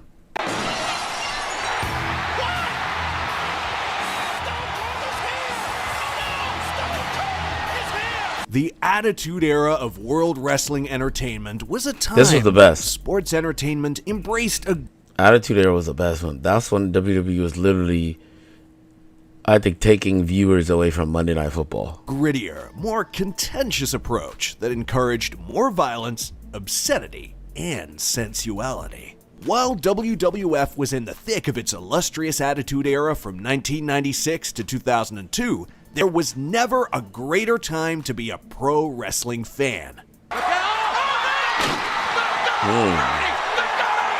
For this video, we've compiled some lists of the wildest moments of the Attitude Era in 2000. Without further delay, let's get started. We can still today go back and watch any episode, segment, or match from the Attitude period and be reminded of why we're wrestling fans, since it was ranked as the fourth best thing of the 1990s. With a roster packed with legendary names such as Stone Cold Steve Austin, The Rock, The Undertaker, Mick Foley, Triple H, Shawn Michaels, Kane, Kurt Angle, Big Show, Chris Jericho, Rikishi, Booker T, Edge, Christian, The Hardy Boys, The Dudley Boys, Trish Dudley Stratus, Boys are fire. Lita, and more, WWE's Attitude Era was the most successful period in company history. You're Hell yeah. fired. Like dead ass, legit, legit. During this time, like I don't know, I forget how old it was, but I would literally I wouldn't even watch Monday Night Football. At that time I was a kid, I didn't really watch football like that, but legitimately people would be watching this over Monday Night Football. Now that ain't gonna happen, but. Very few wrestlers sat idle during this period, and almost every wrestler in the company was entangled in a storyline. At the time, the face of the company was Steve Austin, whose rival, The Rock, was right behind him, sharing those prestigious top spots on the roster. Although we do have a special fondness for the new generation era, it was crucial for the corporation. The new guys are nowhere near this level. Keep it a buck. The new guys are nowhere. Even John Cena's on the end. Like this was like when John Cena was like a random in this area. Like he wasn't that good. And then afterwards they pushed him when they started wanting 5-year-olds to watch wrestling. To update its family-friendly image in order to remain relevant. It was fashionable to be a fan, and you could watch terrific wrestling programs on TV just about whenever you wanted. TV ratings were at an all-time high. Sit through one 3-hour episode of Monday Night Raw, and you'll be longing for the old days. This era captures everything that I truly miss about wrestling. Proper storytelling, amazing in-ring work, varied match stipulations, and outrageous characters that definitely felt larger than life. These are not just storylines. These were epic sagas that were happening in wrestling, and never again did we feel the same with the media again. Shane McMahon is on Nitro. What in the hell is he? I remember that's when they bought that shit. He's like, yeah, we just purchased all you idiots. Doing? That's not enough. The matches in this era took risks. In the Attitude Era, WWE climbed back to the top of the wrestling world by taking chances. People got hit with chairs, set on fire, thrown off the tops of gigantic structures, and run over by cars on a weekly basis. All of these things kept my interest. And when you mix that up with a good story, you're presented with the most awesome moments in life. Yeah, like the casket matches were fire. They gotta find a way to bring back casket matches. Sure, the Attitude Era ripped off Extreme Championship Wrestling's hardcore wrestling phenomenon, but the fact that this single era brought the highest ratings that the WWE has ever had should tell you about the success and reception it deserves. And to whom do we owe our gratitude for everything that the Attitude Period has provided for us? Nobody else but Vince McMahon. The best thing the man has ever done for the business and wrestling itself, despite the fact that he has made some of the most dubious judgments in the industry, was to initiate this trend. It's always worthwhile to revisit this era of wrestling since it was so inventive, fascinating, and enjoyable.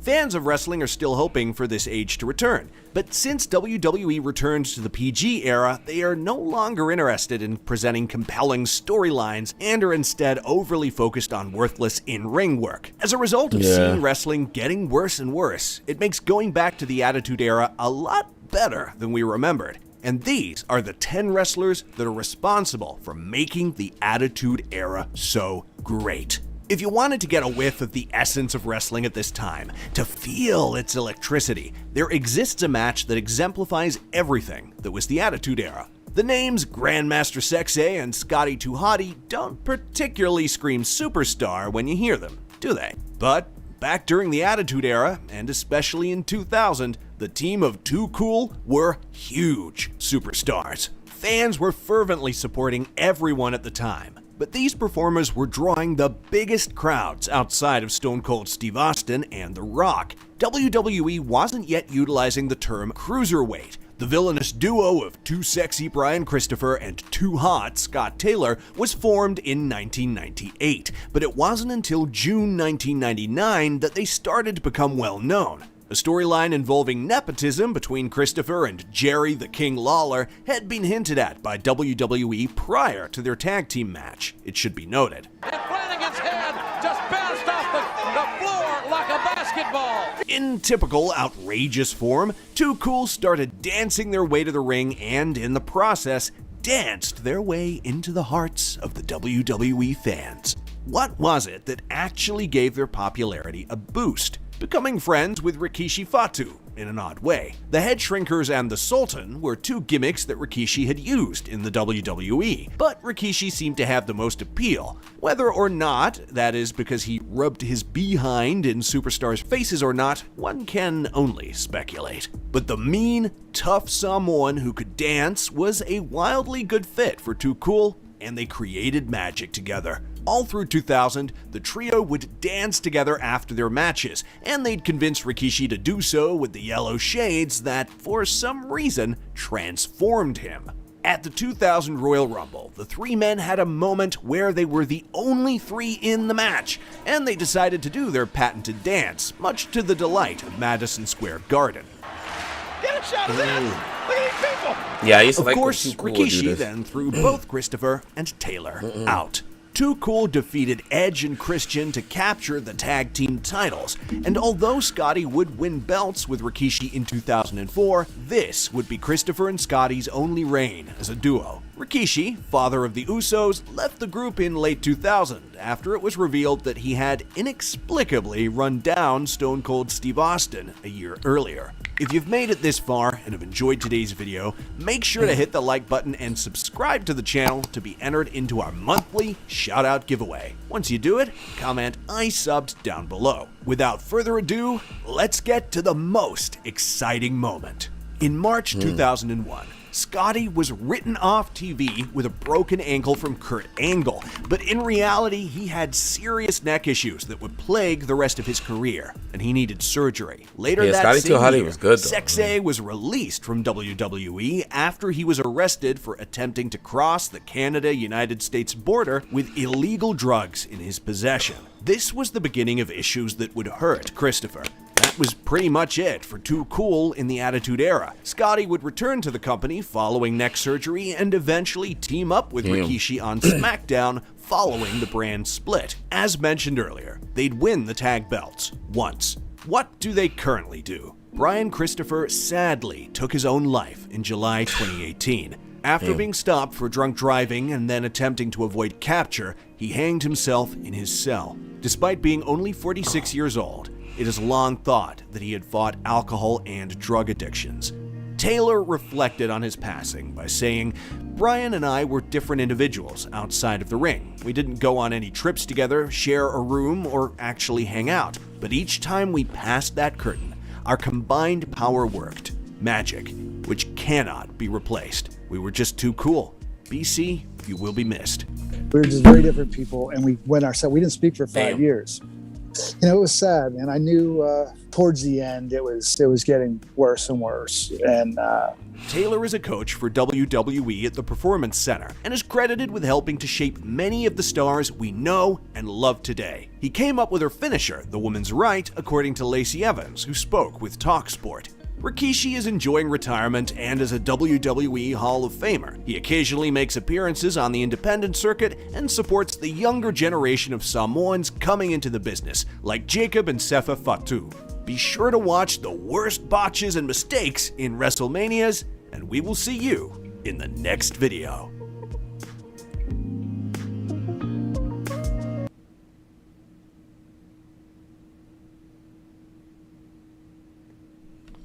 Let's see. 1, 2. Is this on? I'm still here because you can't do your job. Wrestling has the ability to blend talent's real lives into its storylines like no other form of scripted entertainment. I want to be the catalyst for that change. Save me. Really what you mean is you will only accept change if it means CM Punk is on top. You gonna punch me in the face? Or do you gotta go ask your wife permission first? Today, we're going to explore how the sport does this by highlighting those who frequently bring up real-life dramas in promos. The only reason you were WWE champion for a year is because Triple H didn't want to work Tuesday. As we cover the top 10 pipe bomb promo cutters in wrestling. Number 10, Samoa Joe. Joe has often been as savage cutting promos as he has been in the ring, especially when his ammo on the mic is loaded with reality. Like when Joe shot on Scott Hall for no showing a pay-per-view in TNA. Scott Hall, Chico, kiss my ass. You punked out and you're a punk. Joe also took aim at Kevin Nash, which later led to a physical confrontation backstage. TNA is the men who come in here, risk their lives on scaffoldings, on wires, while others show up and pad their pensions. I said, "Was that from Russo or was that yours?" Smirked at me, he said, "That was mine." So I fucking open hand smacked him. And he just fucking looked at me. So I smacked him again. Some of Joe's best mic work in WWE came during his feud with Jeff Hardy, where the Samoan submission machine mocked Hardy's past addiction issues. Because for as many times as this man has made you get up out of your seat, there are just as many times, Jeff, that you let all these people down. Well, it can be really rough this time of year. And we both know, Jeff, that eventually your demons, Jeff, they're going to come running right back and they're going to start controlling you. How's it going, Jeff? Trust that you and the family enjoyed the holidays. It's always nice to create new memories, perhaps even make up for some of the ones that you've destroyed. You can choose to have 14 of these and wake up in jail. That is, if you're fortunate enough to wake up at all. Keep on talking. Hey, do me a favor. Why don't you act like this is a thing and you shut? As I'm concerned, the only reason that he's employed is because the other guys think that he's funny when he gets drunk and throws up on himself. They were in keeping with the WWF's shift towards a more realistic product at the time, and they occurred just weeks before the official start of the Attitude Era. Well, that's when he was saying like, fans watching a wrestling I think that's when he was giving like OD secrets. program want to see wrestlers wrestle. That's easy. It's not too hard to understand. Cornette spat bullets, taking aim at WCW. So they sit around all day listening to people on the internet, and the people on the internet wouldn't know a wrist lock from a wristwatch. The NWO. Well, as far as I'm concerned, the NWO was like a bunch of guys meeting out in the backyard in a clubhouse in a tree. And on a personal note to Hulk Hogan, you are a household word, but so is garbage. And it stinks when it gets old, too. Roddy Piper. By the 10-minute mark, they were sucking wind so bad, the first 3 rows passed out of oxygen deprivation. Would have been funny if it wasn't so sad. Shawn Michaels. Well, Shawn Michaels is still the single most talented athlete in wrestling today inside the ring. But outside, he's an adolescent, obnoxious jerk who takes his tights and goes home if he doesn't get his way. And sports columnist Phil Mushnick, who regularly badmouthed wrestling. I say go to hell, Phil Mushnick, and try to reform things down there. Because we're doing just fine up here without you. Jim was even taking jabs at Vince Russo all the way then, as Jim referred to Vince as a Yankee. Phony teeth, phony hair, and a phony tan. And running the WWF, you got a whole office building full of Yankees from New York City that wouldn't know a wrestling match if it bit them. Threatening to kill me, threatening to kill my entire family. Bart Gunn's gonna be a star now. I want to kill you. I would like to just squeeze you until your britches are full and your eyeballs pop out. Number 8, Steve Austin. The foundations of the Stone Cold character were established in ECW at the end of 1995. The Sandman and you're drinking beer. in his face. Here, Austin was finally given free reign to speak his mind. I've been crapped on for 4 years. I believe I deserve a break. I didn't get to climb a ladder to the top in WCW like this. He took aim at the politics in WCW that held him down. The politics in WCW kept the biggest It's weird seeing Stone Cold with hair. potential superstar in wrestling on the goddamn ground. The bookers who kept him in the mid-card. Yeah, take me back to WCW. Let me be a mid-card wrestler. Let me just scramble around. Damn, you went bald quick. Let me get no dues. Don't give me nothing. Treat me like a piece of garbage. Feed me garbage. The older wrestlers hogging the spotlight. I was never allowed to reach past mid-card status in the WCW, brother. And worst of all, Eric Bischoff, who had fired and injured Austin by FedEx. The circumstances dictated that I had to let him go. I didn't have any choice. He hadn't found that mark yet. A FedEx copy of your termination notice is on its way to your home in Texas. My world-famous impression of the biggest piece of trash I ever laid my eyes on. Brent couldn't be here, so I had my secretary leave a message on his answer machine, and when he calls me, I'm gonna fire him on the phone just like I did Austin. Number 7, Triple H. Some of Triple H's best work is when he blurs the lines between a work and a shoot, such as his original The Game promo, where he spoke about being punished for his role in the curtain call. Madison Square Garden, I walked to the ring to say goodbye to my friends, Kevin Nash, Scott Hall, Shawn Michaels. Who got punished for that, JR? Me. As Triple H became more of a main event player, it meant more freedom to say what he wanted in his promos. If it wasn't for me, you'd be nothing. You got that? I made you. You know well I can break you. Why don't you run along into the back and hang out with the other curtain jerkers while the main event guys stay in here and handle our business? By the time he got into power as the Authority, his promos were even more ruthless. I hate to be the one to break it to you, but you never drew a dime, buddy. Guys like Jericho, Edge, Rob Van Dam. If any of those guys had been the face of the WWE, we'd all be working for Ted Turner right now. Without the WWE, your pipe bomb and you really mean nothing. And regardless if you legit believe the things he said, Why, if you're a millionaire, you're evil. If you're a billionaire, you're the Antichrist. I would rather eat well than sleep well. it played into the online discourse that Hunter held others down so he could stay on top. At WrestleMania, I put an end to your dreams and I bury Daniel Bryan. I'm gonna tweet my displeasure. And if that doesn't work, me and my friend Mark, we're gonna stop watching. Number 6, shoot promos. We'll now look at a selection of standalone work shoot promos. Dewey Foley is a 3-year-old boy. You sick sons of bitches! McMahon didn't want someone like The Undertaker representing the World Wrestling Federation. So when you walked down that aisle last week, people at home, all they did was grab their remote, change the channel to WWF, and watch Stone Cold, a person you and your old friends got fired from here. When I was out hurt, you stupid bastard, you lying coward, what did you do? You did everything you could do to get inside my girl's head and inside her pants. Yeah. You were running around backstage talking about this Vanilla Ice wannabe named John Cena, said he couldn't make it. Each of which saw wrestlers peel back the curtain to blur the lines between reality and fiction. WCW was nothing but a bunch of guys pushing their sons. If you didn't have a dad in the business, you couldn't Straight. even get an opportunity. I left the World Wrestling Federation for gimmick. Yo, good looking. We got some new followers to the team. What's up, guys? Dang, fire. Sorry. Okay, straight. Oh. Union. What is this? Okay, so I haven't. Prince Josh. Appreciate you. It doesn't show me whether you're from Twitch or Twitch or what's it called? Twitch or YouTube or Kick. I don't know. Then Straight Mint. Appreciate you. Thank you, man. Stone Cold. Yeah, Stone Cold is by far the best, man. Stone Cold's the best. Yeah, it doesn't tell me which one. It just says I got new followers in the feed. I don't know what platform that is, though. But yeah, shout out to you guys. You get to see. Oh, let's go. Let's see. Oh, fuck. No, that's not it. Hold on. Oh, man. Damn it. 1, 2. Is this on? You got it. I'm still here because you can't do your job. You're an obnoxious, overbearing ass. Vanilla Ice wannabe okay, named John Cena said he couldn't make it.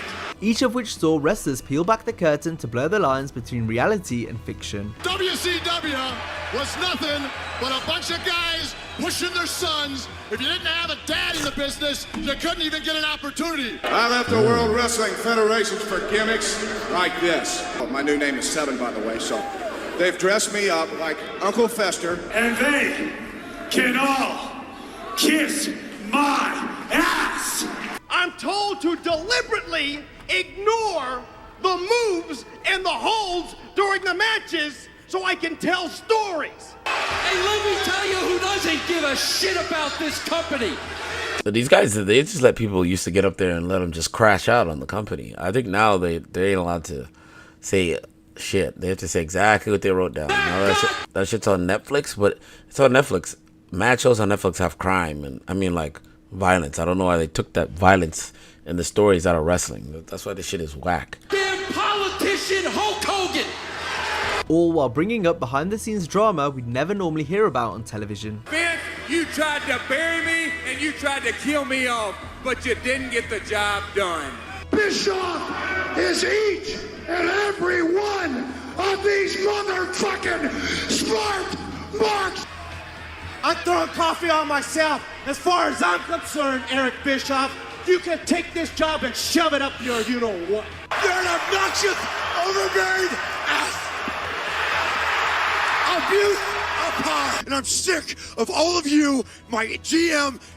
This guy's about to cry. The Sitting there hell? criticizing me, calling me the coward. I'm the one here, day in and day out, in that wrestling ring, beating people up. Look at me. Is The Miz still wrestling? I remember he was on The Real World or some shit. Is he still wrestling? Tony, look at me. I want you to fire me. You fucking mark. Fire me. Fire me. Number 5, Bret Hart. That's steroid rage. Bret Hart's feud with Shawn Michaels was littered with back and forth personal jabs. This intensified their rivalry and Girly magazines. By the way, I don't think it was a girly magazine. I think it was a gay magazine. I want nothing to do with them. Yo, I used to like Bret Hart a lot. Bret Hart to me was, I know a lot of people didn't like him, but to me, Bret Hart was one of my favorites. Here, look, I'll show you guys this. This is how deep, how far back I go with Bret Hart. I know it's here.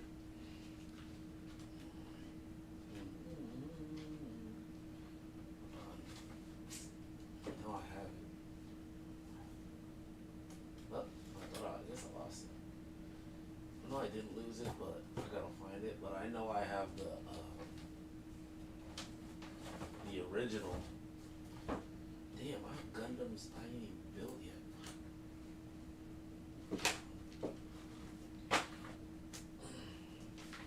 Oh yeah, here.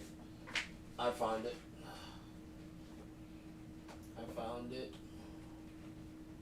But people are like Has to be about Bret Hart. Right? About Bret Hart. Right? Got something to show y'all. Let me see. I'm not sure. Okay.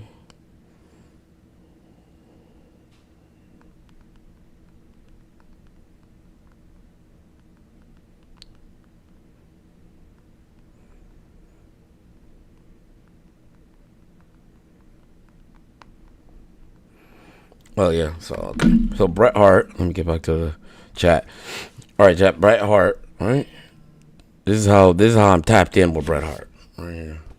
This is from, where is this? August 1997.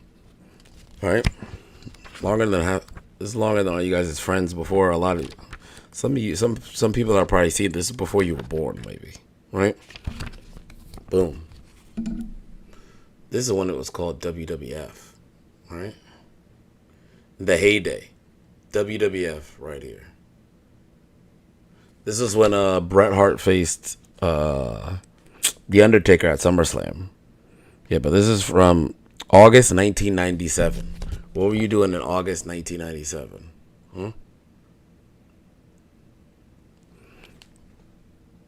Oh, Booker T. Booker T was good too. Yo, Booker T used to have the Goldberg, of course. He had the, what's that shit called? The Spinneroni. Yeah. But yeah, that magazine's from 1997. I don't even know why I have it. You know what I'm saying? I don't even know why I've kept it that time. I think it was just something I just had and never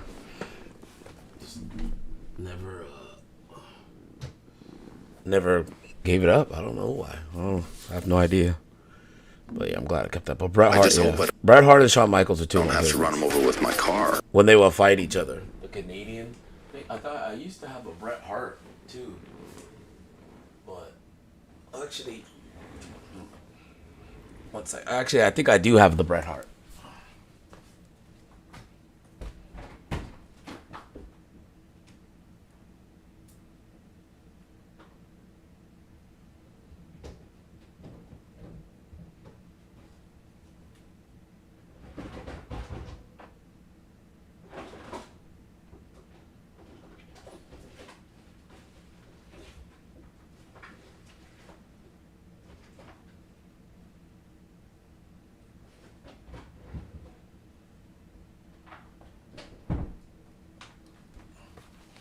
There ain't no Bret Hart. Damn, no Bret Hart. But okay, so, but I do have like, fuck.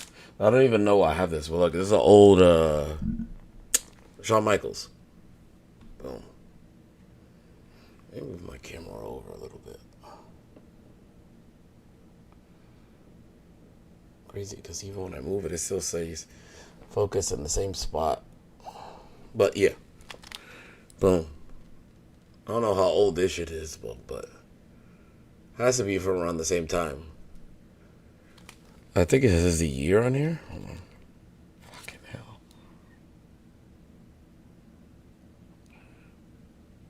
Yeah, oh yeah, this is from 1998. Man. Because even at that time, I remember I used to, crazy. I need like a museum, but like, look, see, I used to scrape my name into the bottom of it. I don't know if you can see that. Look, might be have to refocus, but boom. You see that Tim in there? Boom. Just like Toy Story, right? With the Andy. Well, because people, our friends, they would share wrestling figures, and then we would have to, like, people would.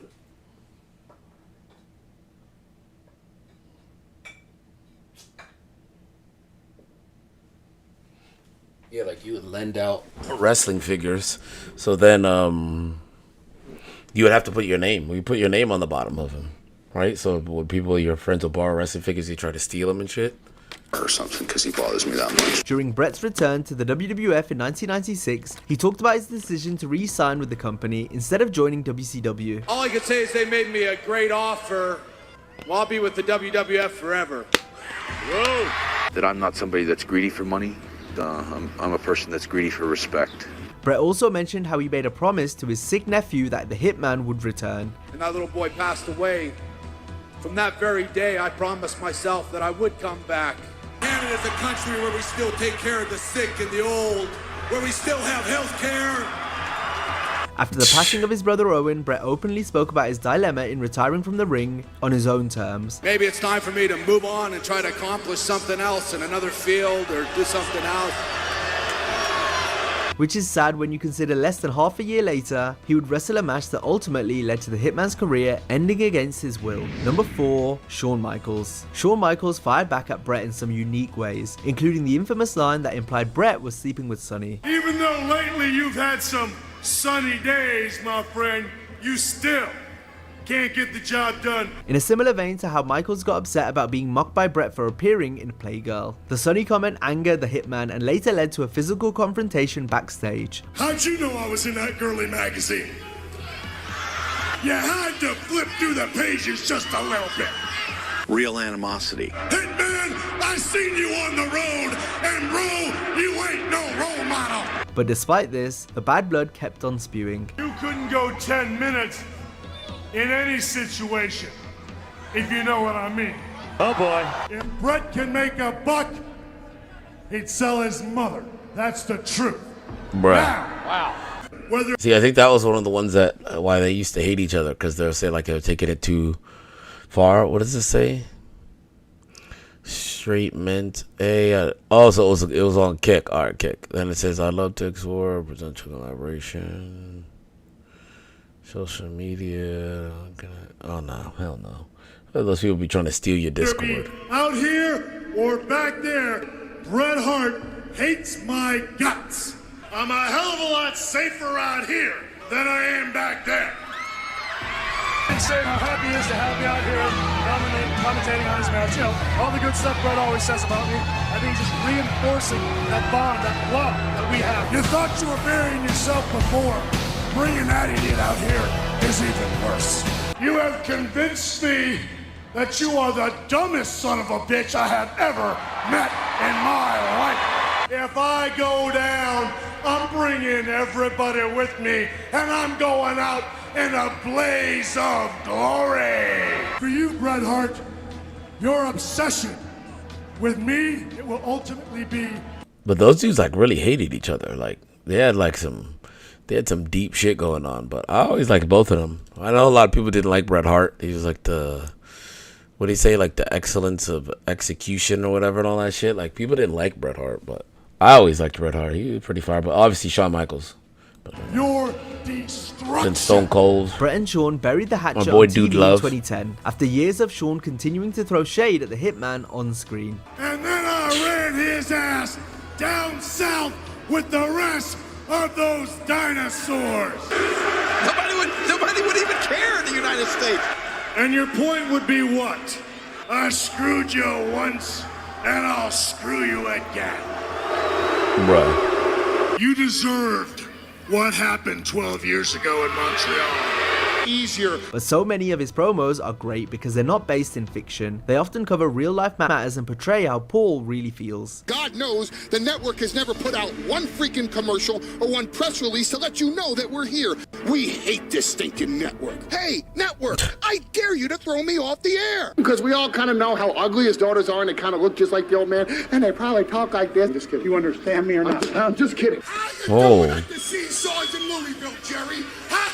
Your own sons don't call themselves lawyers. Heyman is also known for his shoot-style promos. The only reason you were WWE champion for a year is because Triple H didn't want to work Tuesday. Never afraid to hold back and deliver some home truths that people need to hear. In 2005, WWE had no vision for you. And what did I do? I martyred my entire career for you. Don't you realize that the Mop had more personality than you? That the Mop had more charisma than you? That the Mop had more chemistry with Perry than you? I mean, can you honestly believe that you ever had a chance against a Mop? Get lost! Take a hike! Number 2, John Cena. God damn, he's Cena cooking has long her. since been known for his ruthless personal jabs at other wrestlers. You can say you're a grown man. I just don't believe you. You're a baby. I don't know whether to spank you or breastfeed you. But there was a noticeable change in John's promos after his feud with CM Punk in 2011. And I know no matter what I do, I could increase my work rate. I could add to the 5 moves of doom, or maybe let my heel persona shine through. The PG Cena that had been seen in previous years wasn't going to work anymore. Instead, we'd see a more savage side to Cena. Every week, you show Dude, up, stop being a steal bitch. a paycheck, and you are a waste of space. You're just a guy holding on to that championship because I let you. And maybe, just maybe, if you hold on to this, you can finally walk around with the Western superstars and say, hey guys, look, I'm finally what I'm supposed to be 10 years ago. Wayne Johnson is a self-centered, egotistical, see-through son of a bitch that wouldn't give a rat's ass if this company closed its doors tomorrow. You're on your way to greatness, but I can't put you in that class because you don't belong in that class. You are not broken down, because if you was broken down, you wouldn't be posting workout videos on your wife's Instagram. Bruh. You're just a fake. Congratulations. It took you 5 years to cut a halfway decent promo, but now I'm about to shrink you down to size. You're gonna... John Cena was a shit. I used to like John Cena. Try as hard as you can to make it here. And if you ever fail, oh no, it ain't your fault. It's my fault, right? Because I buried you. I also know that The Fiend is Bray Wyatt, is Husky Harris, is a guy in a mask. Y'all look just like your mugshots. Bruh. How was it getting arrested? And this included incorporating the real-life issues of his opponents into promos. Why on earth do we continue to give 5th and 6th chances to people? All they do is say, what about me? You've had behavior problems in the ring. You've had behavior problems outside the ring. This is not your first year here, Dolph. It is your 7th. The Dolph Ziggler story goes like this. First you were a caddy. Then you were a cheerleader. Then you had blonde hair. Then you had brown hair. Now you have blonde hair. Then you had a large girlfriend. Now you got a small girlfriend. Now you got a large man. And you walk around with a suitcase that has a contract and a bunch of Valtrex. For 300 days, you have been WWE champion. For 300 days, that championship has been irrelevant.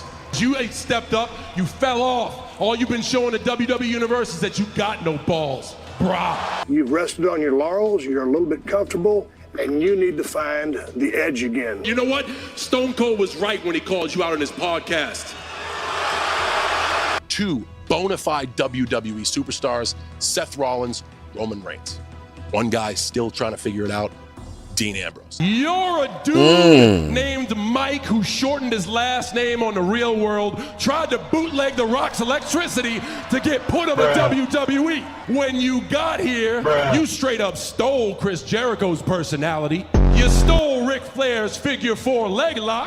You stole Daniel Bryan's offense and his personality. You're a dude dressed up as a dude playing another dude. I blame you. I'm still here because you can't do your job. I would so much rather be bald than have them pipe in fake crowd noise for my matches because nobody cares. John showed he could go toe-to-toe with anyone on the mic and came out on top. I think Rock has something written on his wrist. Set of balls on you, brother. Leave set of balls. Just like I don't need my notes for my promo on my wrist.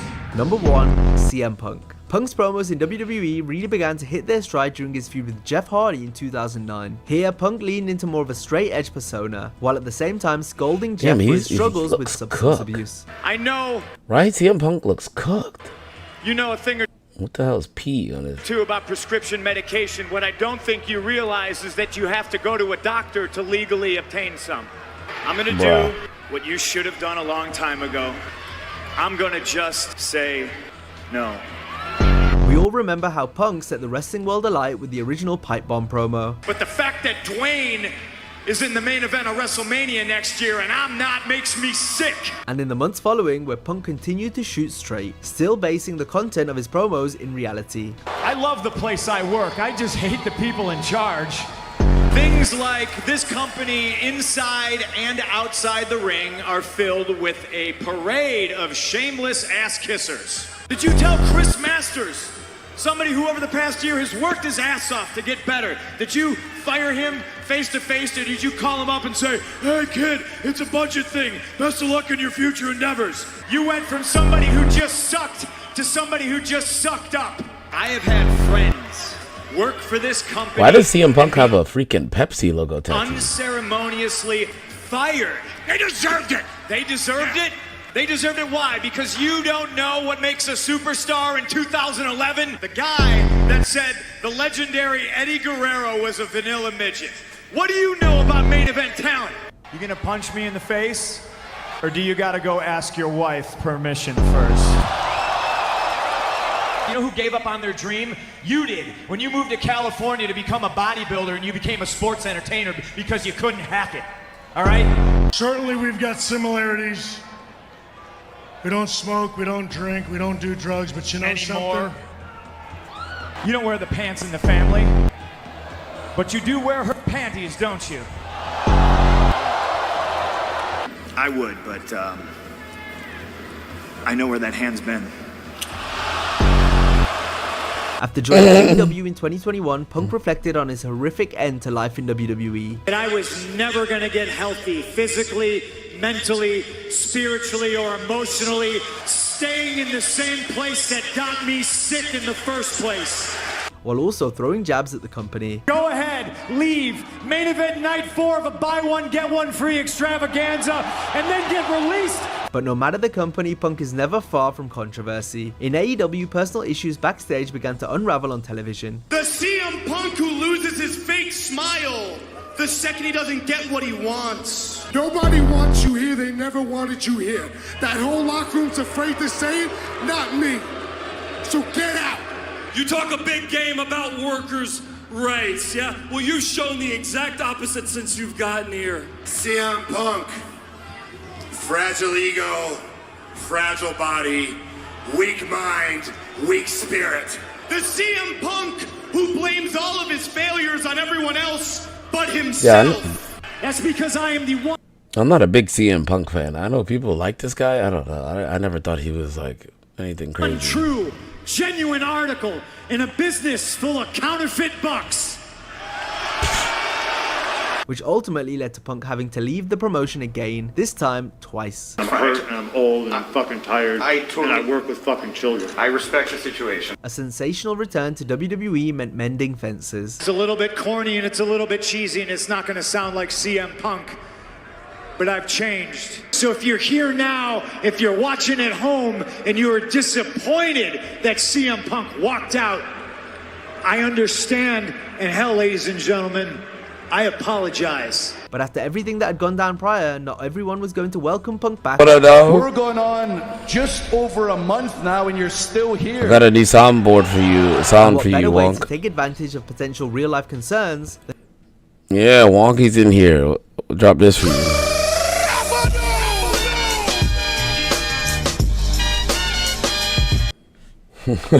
And to use them in storyline. Now if you enjoyed this video, be sure to check out a similar video on the top 10 greatest mic workers in wrestling. Have a great day, and I'll see you. Let's see some DX. Let's see some DX moments. I used to like DX a lot. Or wait, who's Sharky saying? Sting, Goldberg. Oh, maybe you should do Sting. Let me see. Sting best moments. Sting best moments. Let's go. Let's see. Oh, hold on. Gotta stay away from that WWF. WWE one. They're fucking gonna take down my stream. Hold on. Yep. No. No. No. No. No. No. No. You're not cooking me.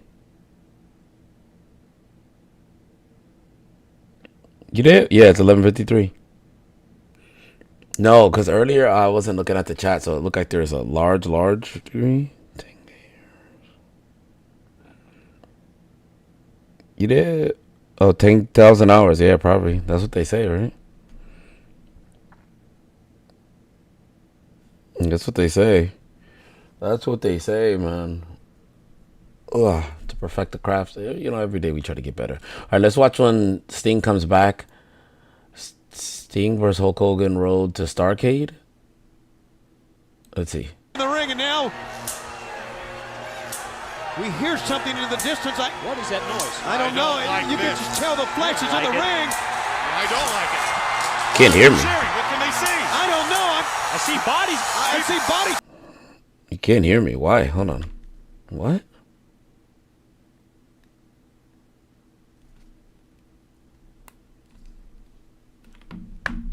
Yo. Yo, yo, yo.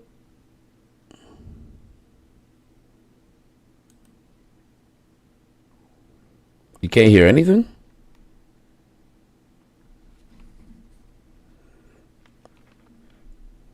Did they take it down again? Oh, okay. No, but it's weird. I can't hear. I'm on my phone. I can't hear myself either. You sure?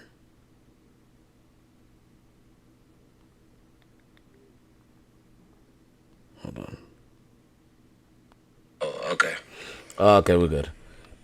You scared me. All right, let's get back to the video. What in the world's going on here? We got 20,000 people cheering darkness. Well, we're kind of looking to our left. I have no idea, fans, what is going on. Well, we should watch our backs too while we're here. You're kidding. That's why I'm standing up. You're standing up?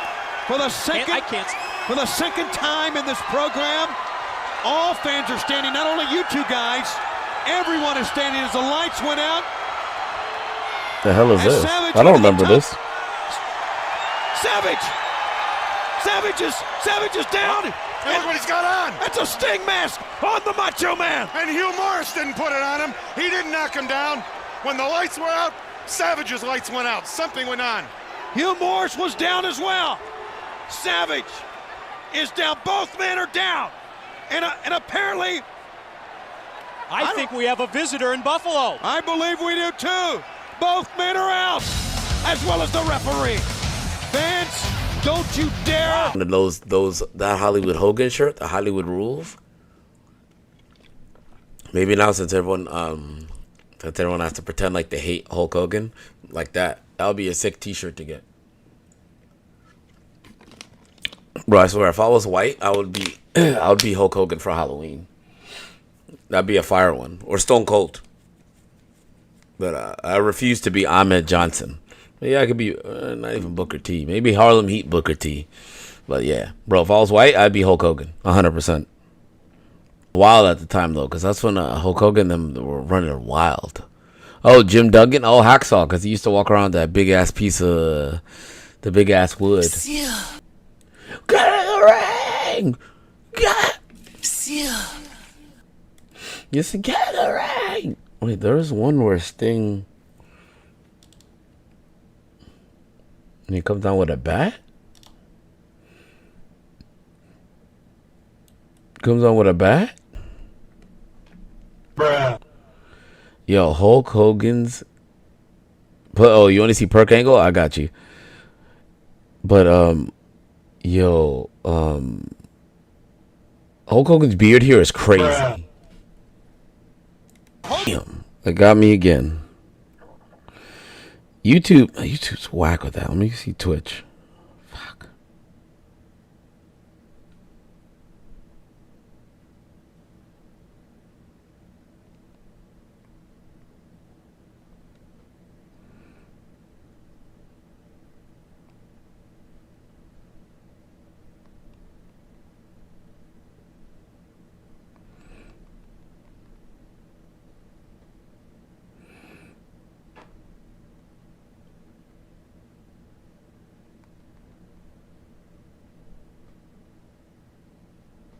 What the fuck took it down? Old school wrestling cribs. That doesn't make any sense. Bitch ass niggas. Hold on. Let me see something.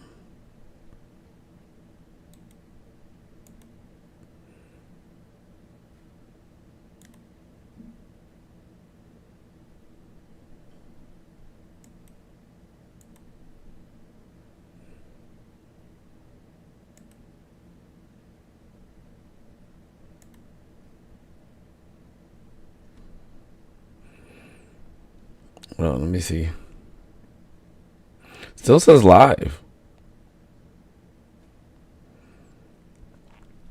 Why did it say unavailable, but it's still live? You know what I'm saying?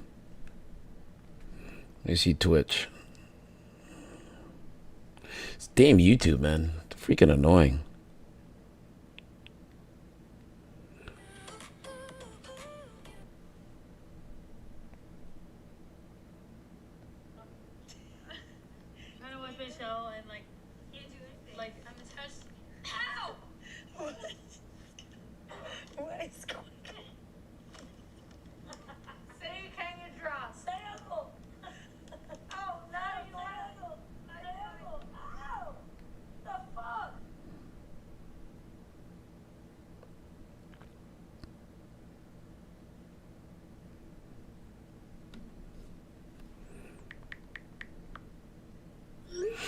Yeah, let me see, because my Twitch is still...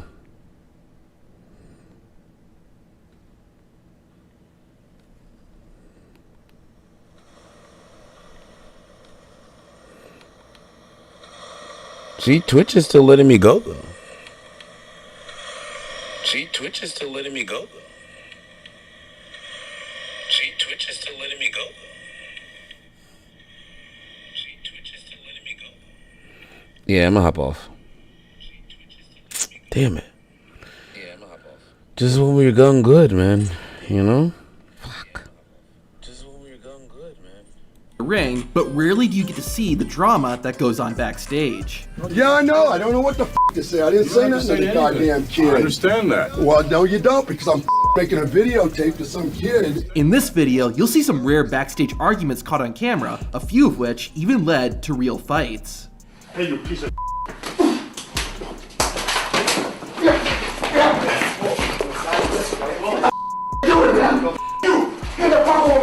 March 30th, 2000.